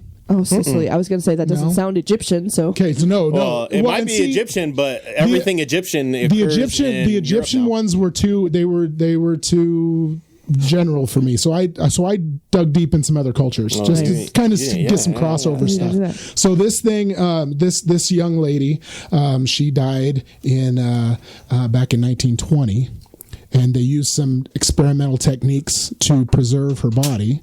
oh, that sounds great. Would you like to see a picture of this mummy? Oh, Yes and no. Oh my gosh. Oh, I have seen this. I hate it. I hate that. So much. They've put time lapse cameras on her, and she blinks. what? Nah. She blinks. No, thanks. Because whatever they used in they didn't seal her eyes when they preserved her, and she's so well preserved that like her eyes in like time lapse camera will blink. And people are saying, "Oh, it's just a lighting thing and everything else," but that is, and she's Cancel. It's both Podcast over. I'm done. creepy. I'm out. It's both creepy and it's kind of beautiful at the same time because No. I don't like it. Stop. You know what I mean? The preservation is so good that like she does not look like she passed on. You know what I'm saying? Like it looks I like know she's exactly sleeping. what you're saying, and I hate it. It's crazy. So I want came you to across take it that back. one. All right, but I hate it more than I can exclaim how much I hate it. well, and I think it fits into that little kids and spiritual things are scary. Little kids are scary in scary movies. The scariest characters are when they're little kids. Bro, I don't Mike, care if she I was say that 90. could be a grandma opening her eyes Yeah, in her no. sleep, perfectly preserved. I'm still not going to like it, Mike. No. No, nothing about that is okay. That is not because it is a kid. The kid just adds the extra creepy in. Right? Like the creepy, That's what I'm like saying. That's 'cause next the kid, level. Because but it's already a million. You But just took it's to a million and next two. level. well, because No. the kid brings out an eviction of care. So now I'm caring for this evil monstrosity. Right, I don't like it. Yeah. Wyatt Blink. Did you just call the kid an evil Well, that's what I said monstrosity? because it's so well preserved. Well, it's the an fact that airtight it's case. looking at me That doesn't and explain. perseverance That doesn't is- explain science muscle of movement. it, the science of it is that it's expanding and shrinking based on the moisture that's trapped in this airtight case. okay. How is that Is what they're changing? saying. I was wondering Shouldn't that that, be or if steady? there's like That's what bugs. they're saying. They don't even know. That's what they're saying. Might be the most freaked out I've ever seen, Tanner. I don't know if it's Smithsonian or not, but that's what I hate it the too. experts, quote unquote, experts are saying. Anyway, Have you heard of the story of the perfectly preserved woman that they found in Russia? This is off the Maybe. cuff, No. way off the cuff, so I won't tell Maybe, the whole story maybe. because I'm probably wrong on it. But there was a lady that they yes, I did read about that. Yeah, allegedly, yeah. because the government covered it up. But there's people that claim they were there, that they uncovered this basically like a casket, but it was like weird futuristic. And inside of it, they could see in, and there was a woman who was perfectly preserved inside of this Ripley? like red pink goo. Cryogenic chamber? Yeah, basically. Yeah. And they were trying to move it, but it was so heavy they couldn't. So they decided what they were going to do is crack it open and let the orange goo out. So they do that, and then in the meanwhile, so this orange goo is like flowing, and so somebody decides like, I wonder, like I'm gonna taste this. Oh my gosh. So the dude tastes it. No Who in our 1980s group? scary movie. Who in our group would be that person? Wow. Not me. I know. Let's all point It's on Tanner. 1, 2, 3. So this dude dies a horrible death. Of course he does. But it mimicked Duh. like radiation poisoning, I think, if I remember right. Yeah, I do But remember. Radio- so the second that they broke open the tomb, Sorry. this lady who is literally like perfectly preserved almost begins decaying just like rapid, Like before their just like eyes? super duper fast rapid. And by the time they can even get her out, like she's full blown like a shriveled mummy. That's like crazy. Yeah. And then the government comes in and is like, this didn't happen, basically. Right. Yeah. That's how they were about the Men in whatever, Black, the Neuralink. Dyatlov pass too. So this story allegedly happened, and then the eyewitnesses, there's a few different people that have claimed that it actually did happen, and like the government did come in and took access and like sealed off and took the red goo, what was left of the red goo. Brother, it and, was like, pink, then sealed orange, it. now it's red. It's- What it color was no, the it goo? It was red or pink, is what I said. You said You said orange When did for I say orange? the whole time you were talking about when been they saying cracked it orange. open and the dude tasted You said it. orange. Mike- You did say orange. at So one point. I was starting to pretty sure. picture it because It's I'm like, pink, that reddish sounds pink. so sci-fi. If I ever said orange, I was wrong. It's reddish pink. It was the I color wanted to orange. call you out for the pink to orange change. And I was like, no, he must have meant orange the whole time, and he just said pink off rep No, on I meant- accident. I meant- and then know you what changed color to it red. I'm like, was, brother, so I was no. like, cool. Pinkish red the whole time. It was never orange. It only stayed pinkish red. We've always been at war with orange. It was never orange. So speaking of organizations covering things up, that brings me to my other. Get it? So this is a theory I came up with. I've never seen this anywhere, but it's one just being on this show and then looking at mummies and stuff. I came up with this crazy, ridiculous theory. Now, I like to look into like our own cultures and things. So I look a lot into Mexican culture and trying to make connections and things. And as I'm looking at the Aztecs and things and their history books, not the Spanish history books of the Aztecs, but looking at what they can recover from the Aztecs. A lot of the belief is that they talked about their people coming from the sky and things like that.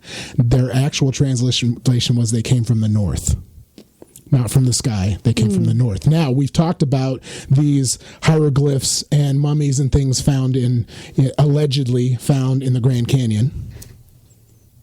Right? Mm-hmm. So as I'm looking, and the Aztecs, Mayans, they all had their own hieroglyphs. They have their own versions of mummies. And when I looked into it, the mummification of the mummies is different. But I also see that a lot of that had to do with their environment they were in. In the area that the Aztecs were living in at the time was super dry, and you didn't need a whole lot of preservation. You just let that body dry out, and those are the type of mummies they had. Freeze dried? Yes, and in Egypt with the mummies during that time, it was very fertile. Super fertile and wet that's true. and damp, and so they had to preserve the bodies. So just because they were in different parts of the world doing mummies differently, a lot of it had to do with the air that they were dealing with. Now, so my theory kind of goes back to, did maybe those Aztecs and the Egyptians at some point part of the same culture, and those Aztecs were the Egyptians, quote unquote Egyptians, that were living in the Grand Canyon when they went south and started building their pyramids. And part of the reason I think this too is I started comparing gods, right? The Aztecs have their own sun god, very similar characteristics to Ra. Yep. Right. They have their own bird-headed god. Yeah. They have their own dog-headed god. So the one thing I was confused about is, so the Egyptians have a snake god, but it's two gods, and they're snakes, and then one's male, one's female. And in Aztec culture, we get Quetzalcoatl, who is their snake god. But when you look into Aztec books, there were two snake gods, one male, one female. Very close to the original. Now think thousands of years of separation. Of course, their stories are going to go different directions. Their art's going to be different. Their structures are going to be just a little bit different. But there's pyramids in both. and there's hieroglyphs in both, and the gods are That's interesting. very similar. What if? You're going to go where I'm going to go. What if it wasn't necessarily that they all started from the same place, but what if they worshiped the same demon? And well, what if? And we can get into You're not what going if? where I went. What if they are? And we can do demons and aliens. What if they were aliens and they were traveling around the world visiting these different cultures? That's why they weren't just living with them. Maybe these aliens would hang out in Mexico for a little while, then they'd pop over to Egypt, see what was going on there, and then maybe they'd pop up to Norway, see what those Vikings were doing, and then maybe over to China and see what those guys were up to. What if demons could do that too? Yeah, I'd say, what if they were demons and did the exact same thing? Potato. We keep saying that. Nobody Call it says whatever you potato. want. Shut There's up. Present Darkness, Frank Peretti. Tomato, potato. Potato, They go all over the potato. place. You don't say potato? What? No, nobody says potato. Shut up. Potatoes. Doesn't work. I'm going to do it sound now. dumb. Who brought the potato salad? Potatoes. Who brought the potato salad? All right. So, did anybody else have anything before I end on this? No. Okay. Just okay. Get it. Just the last Get it. thing. You completely transition. We changed topics. Okay, you said you have been on the stairs that the person in The Exorcist fell and died on. Well, I don't think he What? died there, but he did actually fall down You the said stairs. I think I've that's the been guy. I on think those. he broke his ribs. I You think the said- guy that fell down the stairs, I think You broke said his ribs. I've been He on actually those did fall, but I stairs. have been on those stairs. Because I think the guy that When? died was It's in actually in a car accident. it's in around DC. Oh, And we had a Sketchville tour Oh, there's guide. plenty of real demons there. Sketchville tour guide. I will say Where this. is So, Sketchville so in as DC? we approached the stairs, I remember, and I wasn't capital. even a Christian. Sketchville is Washington D.C. Clearly, yeah. what county I'm not is sure it why in? you're questioning this. I felt like we were all on the same page. So as we were approaching it, because we were going to a pizza shop and down from Georgetown, and so I've actually toured Georgetown, which is a gorgeous college. If I had millions of dollars, I probably would Stairs. school there. So even not as a non-Christian, we approached it, and they're just the stairs felt off. Yeah. I don't know how to explain it. And then she was explaining it, and it was like, oh, this is from the movie The Exorcism. This is where they filmed it, and this is where the guy actually filmed.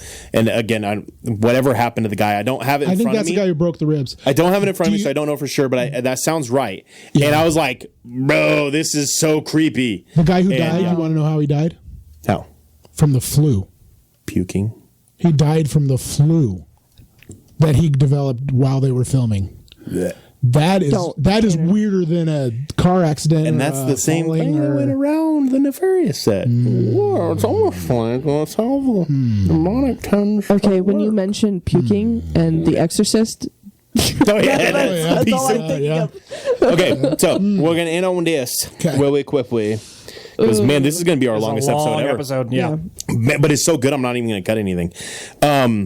So the last curse we didn't talk about, and I think this is significant, is Native American curses for disturbing burial grounds, Oh, yeah. To quote which obviously all the got scary popularized. Which Parks and Yeah. Rec. which obviously got popularized because of movies like the Poltergeist and stuff like that. But it's sacred ground to the Native Americans. So even though it got Hollywoodized, it was still a very real thing. I wonder if in Scripture we have the instance where when God is calling the Israelites, the Jews, to live holy. He says, for example, never sacrifice your son or daughter as a burnt offering. Do not let people practice fortune telling or sorcery or interpret omens or engage in witchcraft or cast spells or function as mediums or psychics or call forth the spirits of the dead. Anyone who does these things is detestable to the Lord, is because other nations have done these things, and the Lord God will drive them out ahead of you, but you must be blameless before the Lord your God. So I sometimes wonder, and my thought process on this is that if maybe there is a very literal, like maybe almost like a curse that occurs when you begin to dig up dead bones because of, and now this can be many different things, but let's just say, hypothetically, I'm not saying I believe in this. I'm not saying I believe in this, but so in the Catholic Church, they believe that items can hold residual power. residual Right. effect. We've Residual. talked about We've this. talked about Yep. this Right. many Yeah. times. Yep. And even in Scripture, we have scriptural proof of handkerchiefs holding on to the Right. power Right, of right. the Holy Spirit and the power of God. And so, and then we also have an example of bones literally bringing somebody back to life within Scripture. So, what if the curse isn't necessarily like the Native Americans put a curse on you? What if it is the simple act of digging up the bones almost brings to life those residuals and almost like just then, because it is like saturated the area. So all that residual effect has saturated the entire grave site, the entire area is leaked into the ground. And then now we're going to build a house on top of all of that. So the residuals would still be quote unquote polluting Curse pollution. the ground. The sins would be Yeah. in. It's crazy. Not the saying that Native American, you know what I'm saying, but so if Native Americans, and I want to be super respectful in this, but let's say that they specifically buried things that were important, things that maybe had power in their culture. What if some of that power leaked into the ground? And so a very literal curse versus a spoken curse occurred. That's a thought. Wow. And burial is a very spiritual thing in It's the very- Native culture. very much. very, very serious, very spiritual thing. And to disturb that, on a spiritual level, Well, absolutely. There's a reason it's in so much culture, and it's why Right. it's an automatic. You want to have a scary movie. Build something on top of Well, and that could Right, you could burial. transfer that It's thought standard. process back to mummies too, right? Yeah. Like, hey, Yeah. we literally built this friggin' giant tomb thing. Don't disturb it. Pyramids Walk were built in for there. the pharaohs. I just want to add that. I know, but we. He said I didn't tomb. specify He said pyramid. tomb. I didn't specify said pyramid. tomb. That's I didn't true. specify I was That's true. pyramid. You're listening fair. for that too. That's fair. I got caught. My bad. I just wanted to say that just for the You just wanna be a jerk. because I believe they were built for You're something a jack. Anyway, I just wanted to say it. Feel you're wrong check. just because it's fun to say you're wrong. Yeah. Just kidding. Okay, go. In your face. but anyway, we built this thing for these guys. Like, don't disturb it. You disturbed it. Right. Like, Right. like maybe Humans are good at that. If you're talking about like power saturating an area, like now you just open that. Forget like the biological aspect of things with bacteria and like spores, whatever. Yeah. You just walked into a place that was designated a spiritual sacred area that wasn't meant to ever be disturbed again. Right. Somebody says don't, and we say, huh? Don't. What? Huh? Don't. What? The two creepiest places that I feel like I have ever been like physically like at, the two creepiest places are graveyards all day, all night. They're just creepy, especially creepy at night.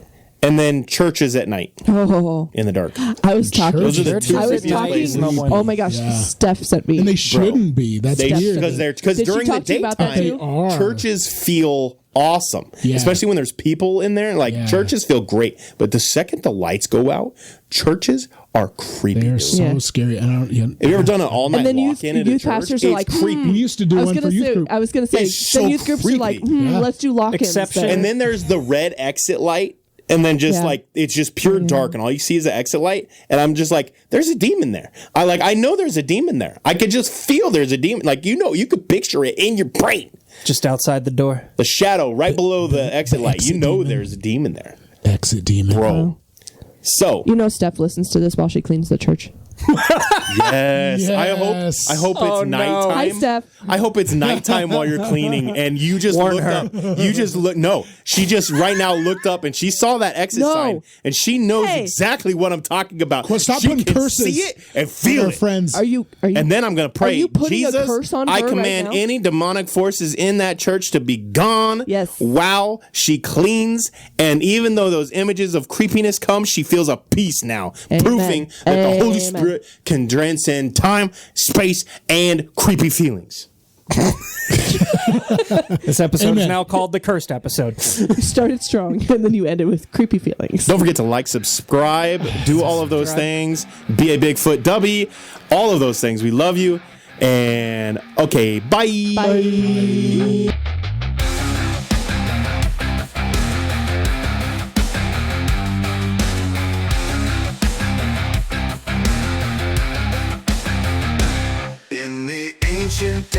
giants when the earth was wild and free. A creature roamed the valleys, cloaked in mystery. Is he born of angels' blood and man, a Nephilim so tall, or a shadow of the fallen, yet heeding the Maker's call? He's a biblically accurate Bigfoot, with a lineage from the skies. Not a myth or legend, but a truth that never dies. Is he a remnant of the Nephilim, a titan standing tall? Or does he have the word of God upon him, the last to hear